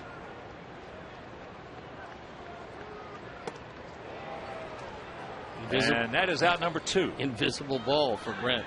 Yeah, well, he's pulling his head so bad. It's hard to hit something you can't see. It's hard enough to hit when you're looking at it in Major Leagues. But when you're not looking at it, then it really gets to be. Pretty happy that game was only 6 last night. Boy, you're diabolical. No, you know I mean, you are. Just an observation. No, you are. He has had a tough series. 8 out of 9. As Juan can't get it. Juan is 2 for 3. A couple RBIs and a couple of runs scored. Tampa Bay did not score in the top of the 7th. As Sip has himself a nice 1-2-3 inning, and we will go to the 7th, 5-3 White Sox.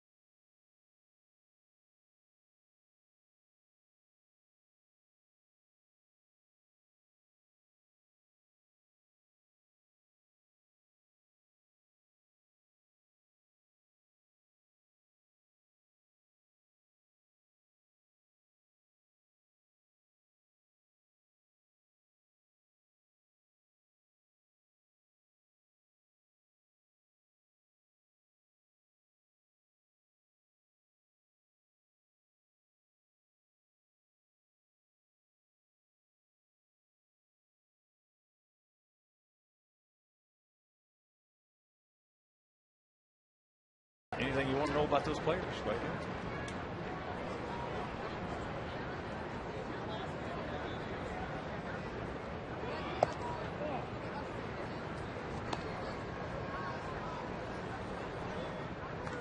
One to count to Luis Valbuena, leading off here in the top of the 7th.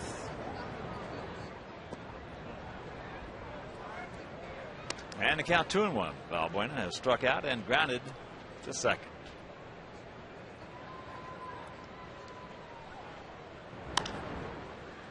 And the count evens at 2. Phillies sitting in the top of the 8th, trailing 8-4, but they have men on first and third, 2 out, and a 1-2 count to Valdez, who's facing Billy Wagner.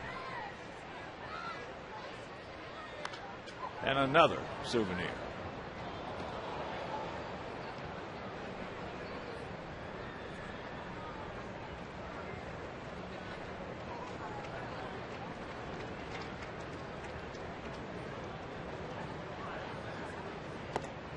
He gone.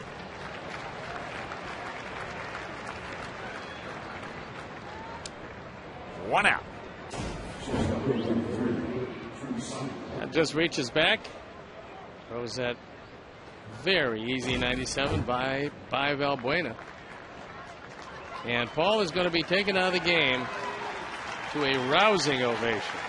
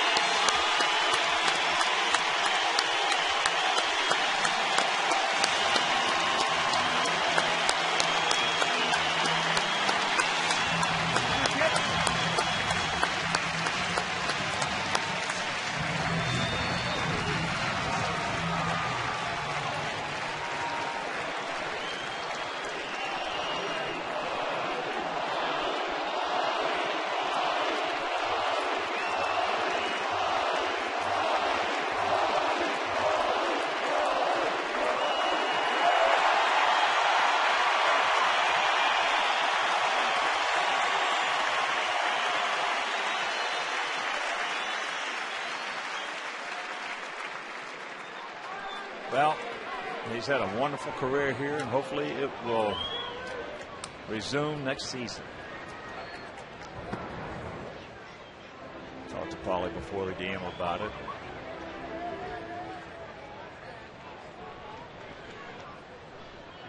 He's got some very difficult decisions to make. But the stage, the last contract he ever signed. Yeah, stage he's at, where you have all the money you really want or need. Then it comes down to some family issues, a number of other things that enter into it. And it comes down to the market, too. Where? Yeah. Where? I've got my own feelings on that, as there's a little number. And that's out number 2.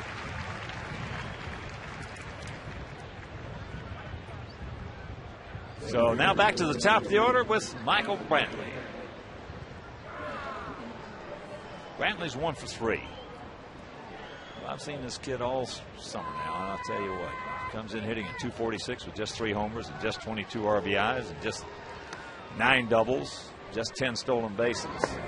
But those numbers are not going to impress anybody. But I want to tell you something. This kid's got a chance to be a good player. He has got a chance to be a good player. I think he's going to be the 3rd outfielder next year. Drew's got 1 spot. And if Sizemore comes back and he's healthy, and certainly he's got a spot, and I would think that Brantley would have the other spot, depending, of course, on the trades they might make. I think perhaps at their revenue stream level, a big power hitting outfielder might be out of their price range. Brantley can do a lot of things. 2 out and the 3-1 pitch. That's out of play. So a full count to the 23-year-old.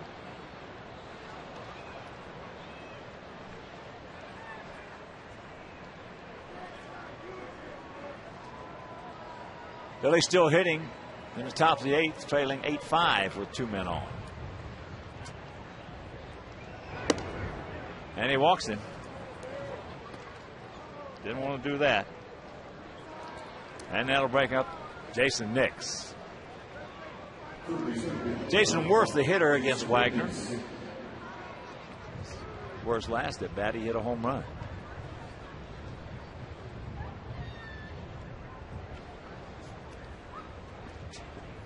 Boy, those last 6 outs can be tough to get.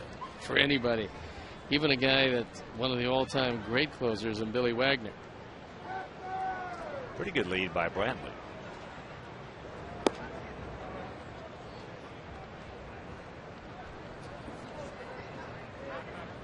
And Worth's got himself. It's now 8-7. Phillies with 3 runs in and the top of the 8th still hitting. And that's popped up. One is there. And that'll do it. 7th inning stretch. It's a 5-3 Sox lead.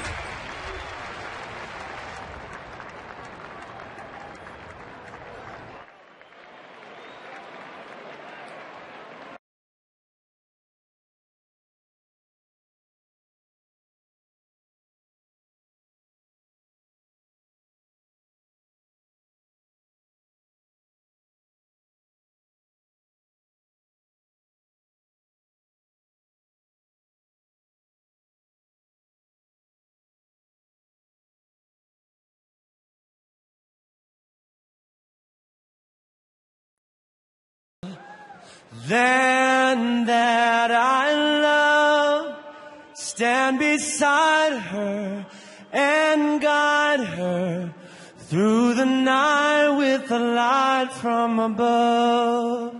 From the mountains to the prairies to the oceans, white with foam. God bless America, my home, sweet home. God bless America, my home, sweet home.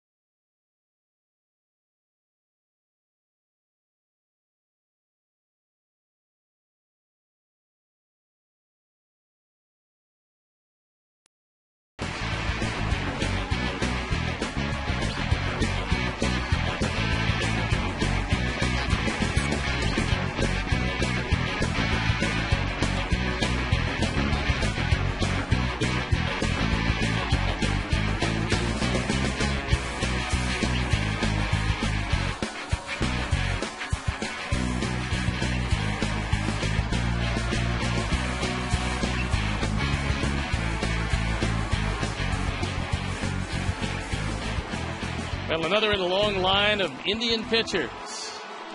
Justin Masterson comes out on the hill.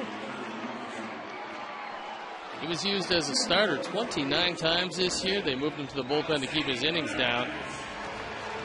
See the record at 6-13, but the last 7 or 8 starts were just outstanding for him. And the Indians are hoping that he carries it over as a starter next year.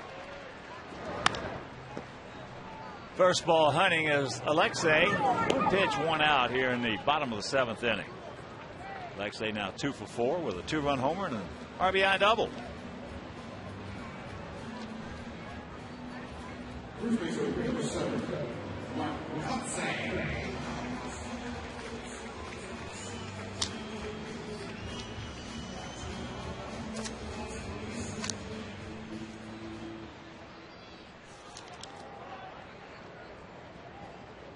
So here's Kotsay making his first plate appearance. Paulie was 2 for 3 today.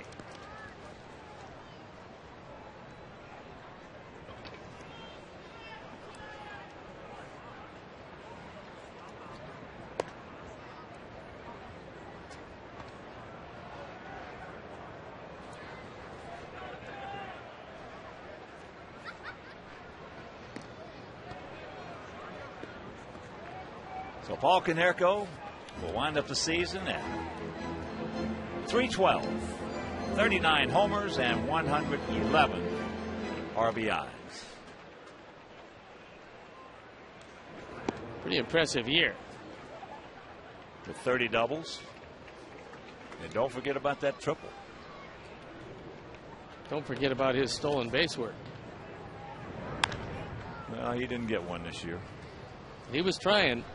That was to see if that last time. If Tien doesn't hit that ball, Paul's in easily. There's a little chopper.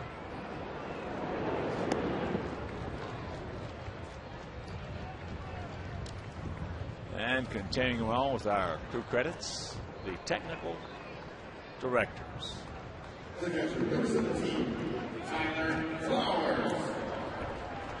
So here's Tyler Flowers. He's 0 for 1, went out to center field.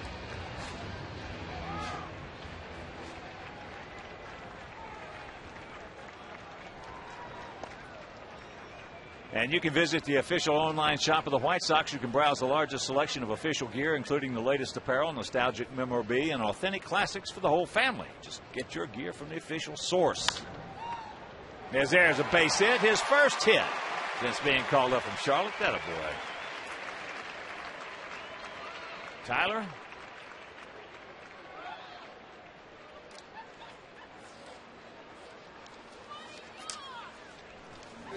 And that'll bring up Viciedo.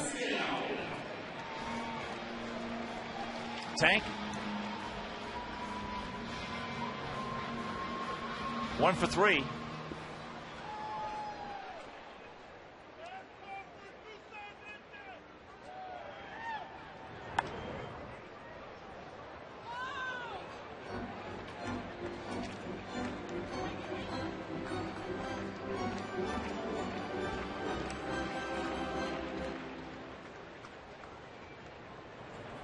Bottom of the 8th in Kansas City. Royals leading Tampa Bay 2-0.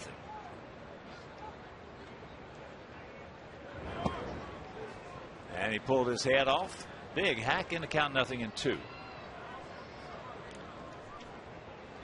Chris Sale loosening in the pen. We're likely to see him today.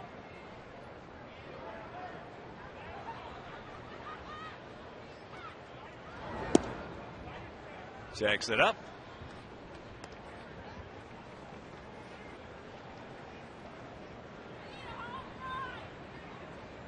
Five runs, 11 hits, 1 error for our Sox.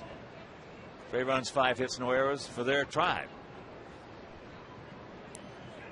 There goes Tyler. And it's academic. As that'll do it.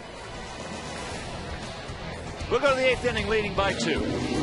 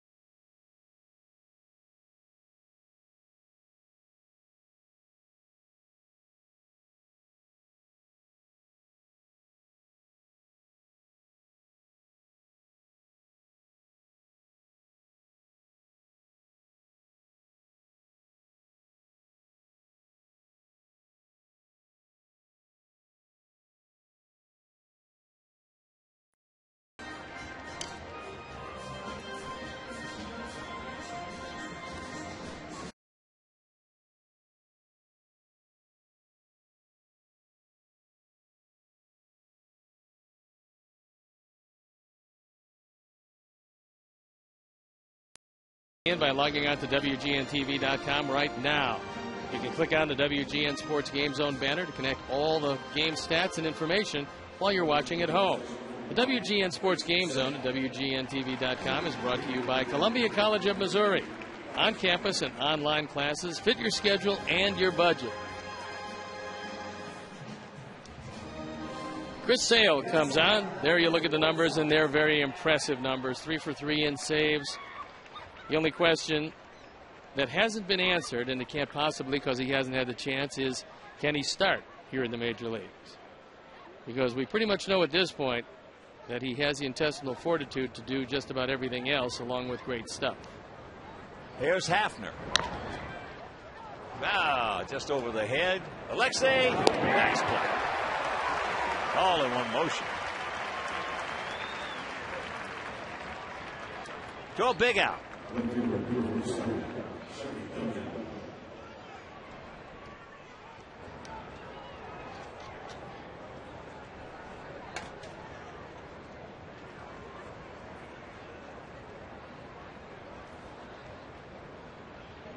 And here's Duncan. He has walked. He has a single. He has a foul out to the catcher. First pitch strike.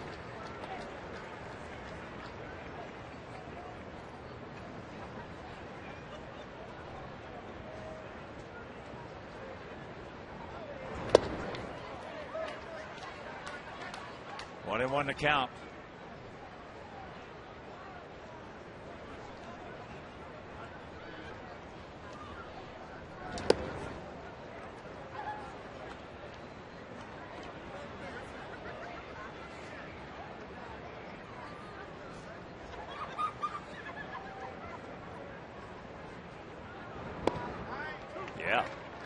And the count 2-2. Nice little get me over breaking ball right there.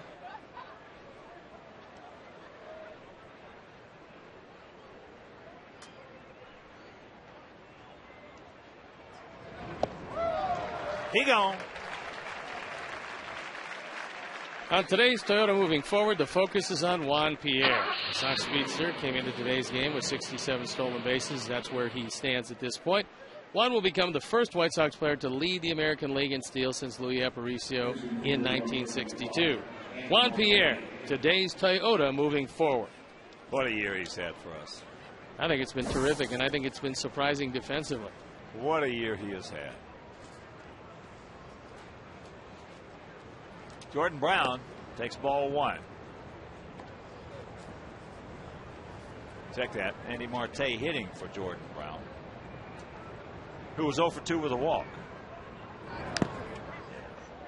Juan Pierre is a good player and a good teammate. A lot of times those two things don't go hand in hand. 178 hits this year.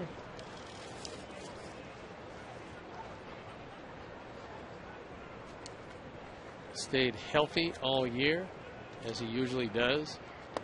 Michael Bourne from Houston led he's going to lead the National League. He has 52 stolen bases. Going to have to really hurry to catch one. I don't think he's going to get enough at bats today. No. Here you go. 1, 2, 3 inning for Chris. And we'll go to the bottom of the 8th.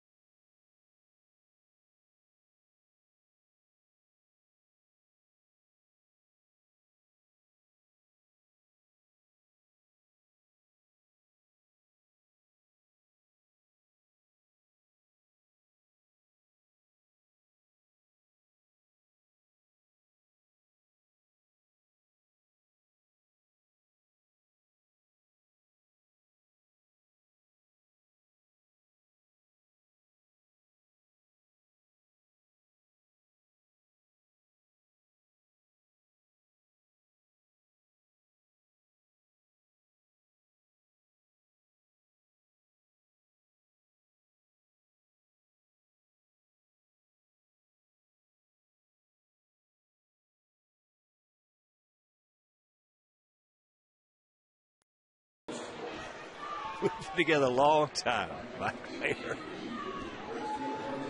Oh, boy. Wynn Griffiths, he's with us. Look at Wynn. A nice Englishman. Jimmy Tianis. The Greek. Greg. Good people, good guys. Fun to be with. And that means a lot, coming to the ballpark every day for all these years.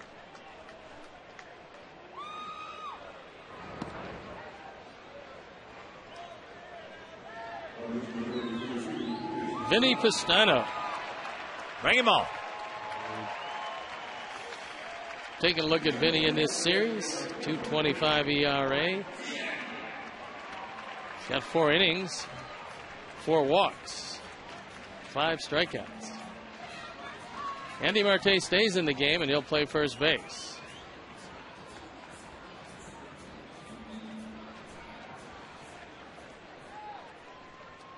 So here's Tian, 1 for 3.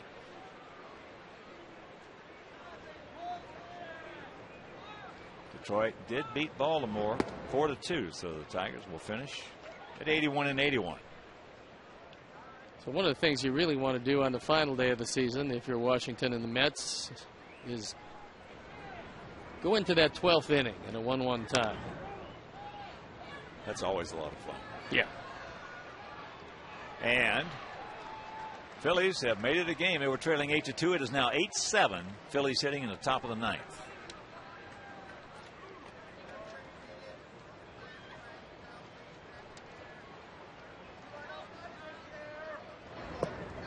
I think it was Ted Bosefield and Dave Stenhouse. Wayback Machine. We had getaway day one year. I think the game was an hour. Something like an hour and 26 minutes, 21 minutes, something like that. That'll work. Well, you had to have the umpire in sync with you, and he was. Yes. He had a rather large strike zone. And these two guys worked like almost like Burley. I've never seen anybody work faster than Burley, but they were close. And there's ball 4. So the leadoff man aboard. Let's get a couple more. That'll bring up Morel, Brent. He's 1 for 3, but it was a big 1-out single that started off that 3-run second.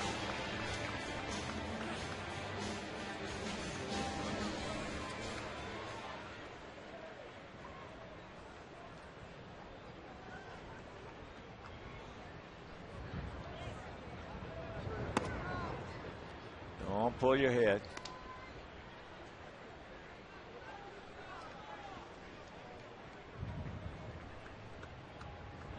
Shane Victorino is leading it off against Wagner, and he has a full count. Now make it a strikeout. So 1 out for the Phillies in the top of the 9th, trailing the Braves 8-7.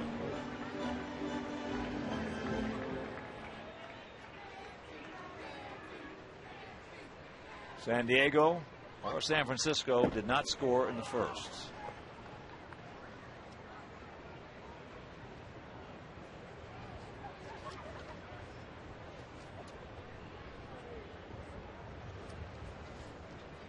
Brian Schneider is now at the plate for the Phillies.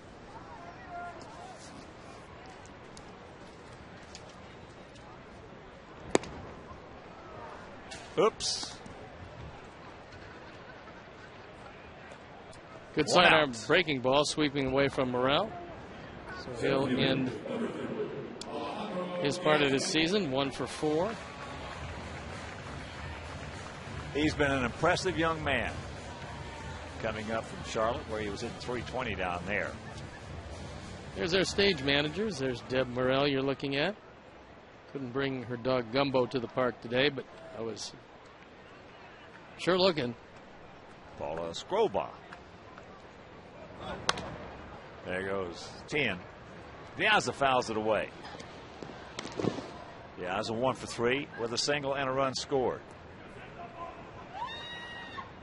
5-11-1 for us. 3-5-0 for them.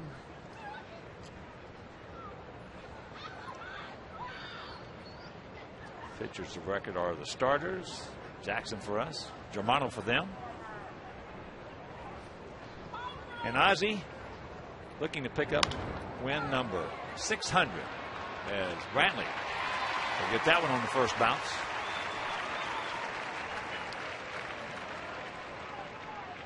So Ziaza 2 for 4.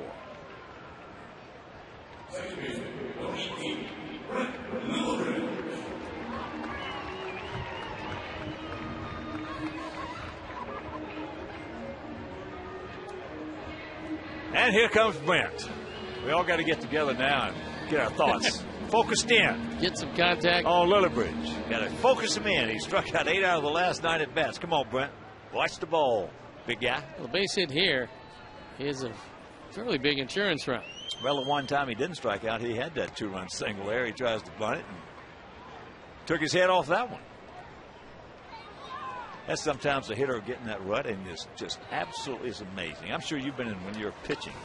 Yeah. A bad rut. You knew what you're doing wrong and you just couldn't cure it. Sometimes, in my case, was a curveball. Didn't matter what you did. You shortened your stride. You stayed over the top. You tried to stay back. You used a different grip, whatever it was. It went away. And for 2 or 3 games, it went away. Yeah. Then all of a sudden, just as quickly as it disappeared, it came back and everything was fine. Then it didn't matter what you did because you threw a good one. It's a great game that nobody understands. Thank goodness. That's why it's a great game. Took his head off that one and the count 1-2. Boy, I tell you, he is right now. You're looking at a young man who's going through mental chaos. I mean, there's some bad things running through his mind right now with the 1-2 count.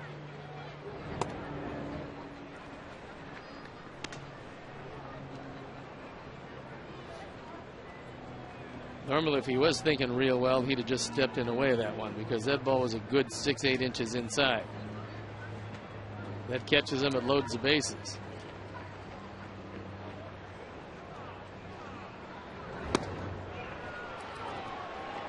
Yeah. So you got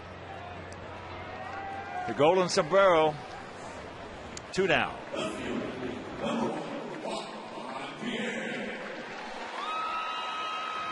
And a reminder, Sox Fest 2011 hotel packages and weekend passes are on sale right now only for WhiteSox.com customers. Sox Fest takes place January 21st, 2nd, and 3rd at the Palmer House Hilton. So visit WhiteSox.com for more information.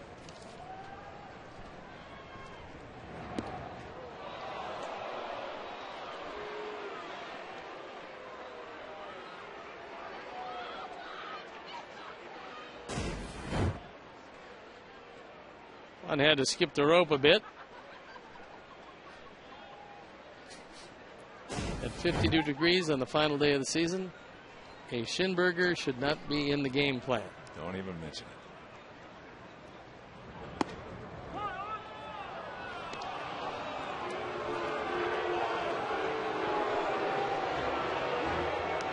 Atlanta won their ball game. They did. Bobby Cox got a chance. It was a struggle. That's foul back. 8-7.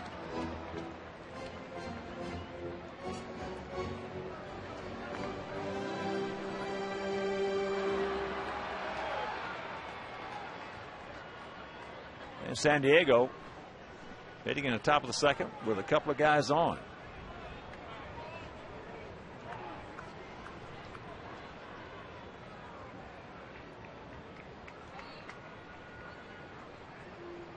That is Jonathan Sanchez against Matt Letos. A couple of good ones. Very tall young right-hander for San Diego and a very good young left-hander for San Francisco. San Diego's got a lot of momentum.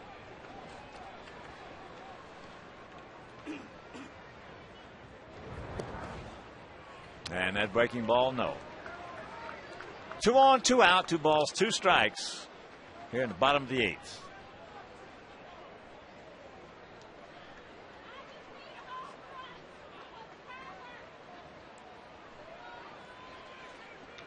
Outfield short, swung around to the left.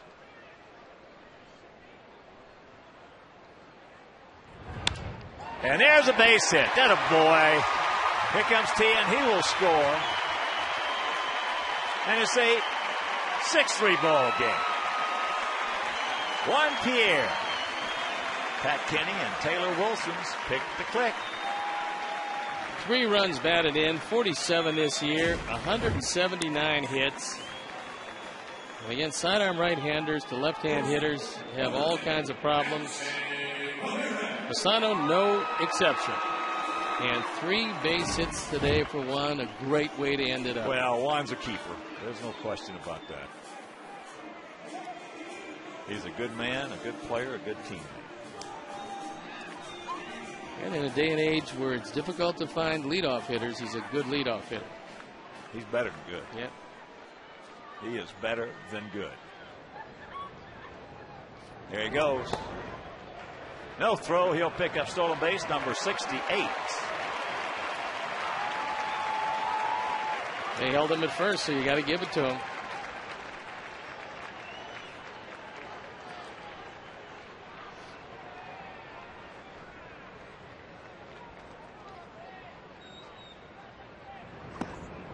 Alexei can't get it, and the count evens at 1. Alexei got to start it off real good after Pierre singled in the bottom of the first to lead it off.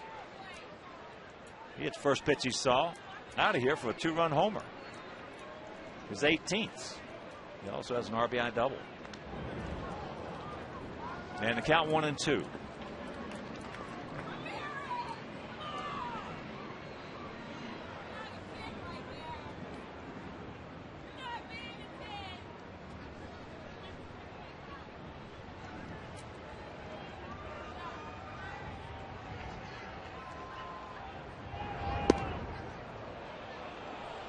He rings him up. I don't think so. Meanwhile, we pick up 1. We'll go to the 9th, leading by 3.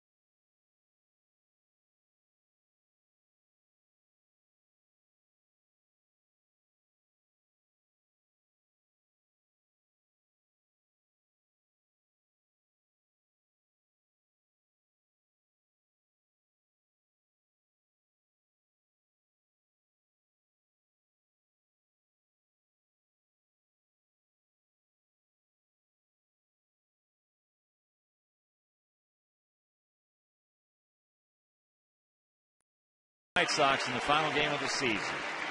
And it's the final time for Nancy Faust, of course, as well. And look at her, sweet lady. What a great job. And what a great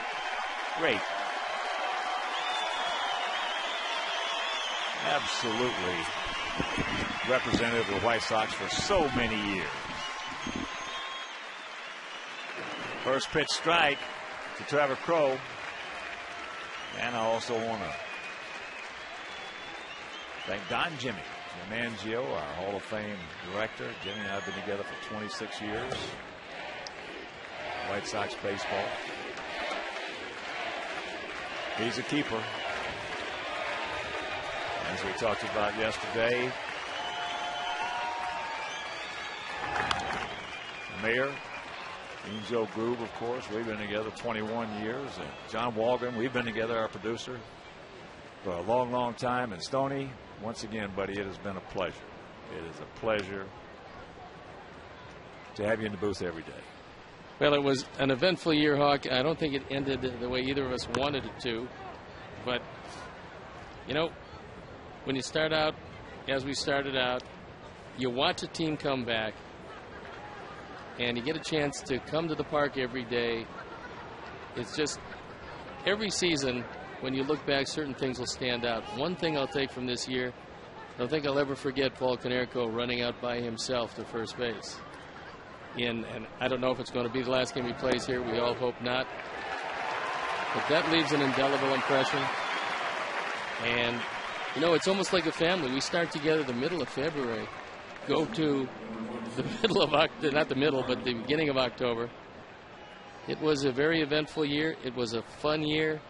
And like most seasons, there were the tough times. At the end of the day, it's just great to be coming to the park every day, get to work with great baseball people, and a wonderful year with you. You know, buddy, it's good. This has been a real fast year for me. One of the fastest I've ever experienced. It just seems like it flew by. Even though, you know, we started off, we played so bad in April and May, dug ourselves that big hole there and came right back out of it, and everything looked hunky-dory. Everything looked like it was going to be all right. We had a tremendously talented bullpen, and all of a sudden we get the injuries. Bobby Jenks goes down, Matt Thornton goes down, J.J. Putz goes down, and everything fell apart at that point. But you're right. It was fun coming to the ballpark every day. And I, for one, am a little sad to see it end. And Paul Konerko has certainly been one of my real joys in his time in a White Sox uniform, 12 years. As he gone. That's 4 strikeouts in a row for Chris Sales, 2 down. One of the things, Hawk, that we see this year that perhaps we didn't see last year, we brought up some young kids from our minor league system. Last year was Gordon Beckham, but this year with Viciedo and Sale, looks like guys along with Morrell that are going to help this team, and to see the young kids come up through our system. Well, that's what White Sox fans want to see, and they've got it now. They've got it. So here's Valbuena. That one at 98, outside for a ball. And I want to thank the 2,200,000 White Sox fans who braved an absolute terrible season for weather, especially April, May, and June, and still poured out here to support their ball club. As there's the strike. You guys are the greatest. You guys are the greatest. And it's going to be a lot of fun in 2011 with these youngsters mixed in. And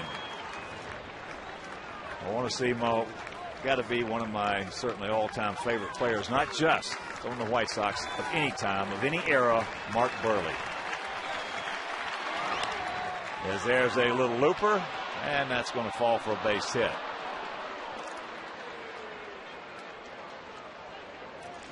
Well, we've got some wonderful guys in this team. There's 2 of them sitting right next to one another. Baseball being the game that it is, it never stays the same. You never bring back the same 25. That can really never happen, or never has as far as I can recollect. So a lot of things change, but for a long run for both of the guys you just saw, Konerko and Mark Burley together. Uh-oh. That ball hit way back, and it's a 6-5 ball game. First ball fastball, and Sutton jumped all over it. That's his first home run. It could very well be that base hit by Juan Pierre turns out to be even more important than we thought it was when he got it.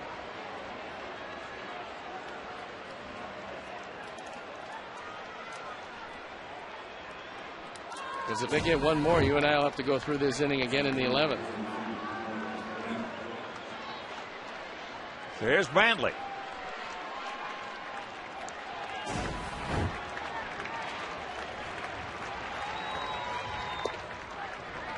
get a breaking ball, didn't get it. So a little duck snort by Valbuena, and then the blast by Sutton.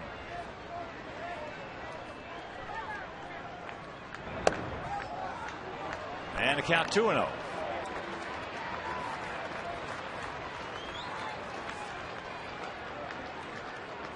Tampa Bay tied up Kansas City. They head to the bottom of the 9th inning. And there's a strike. 2-1.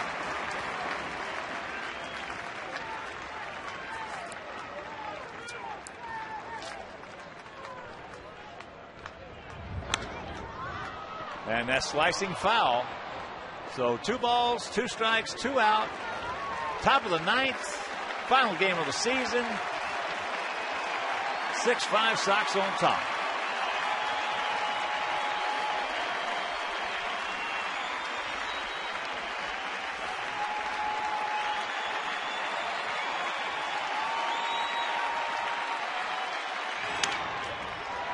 And when this ball gets over there, this ball game and this season are over.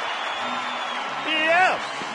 So the Sox making 9 out of their last 11.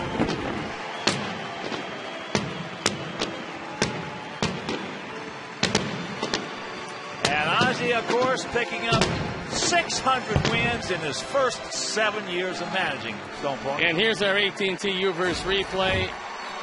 Michael Brantley tapping the ball to the right side. A very easy play. Ozzie's 600th win as a manager. See what's new at AT&T. Visit www.att.com.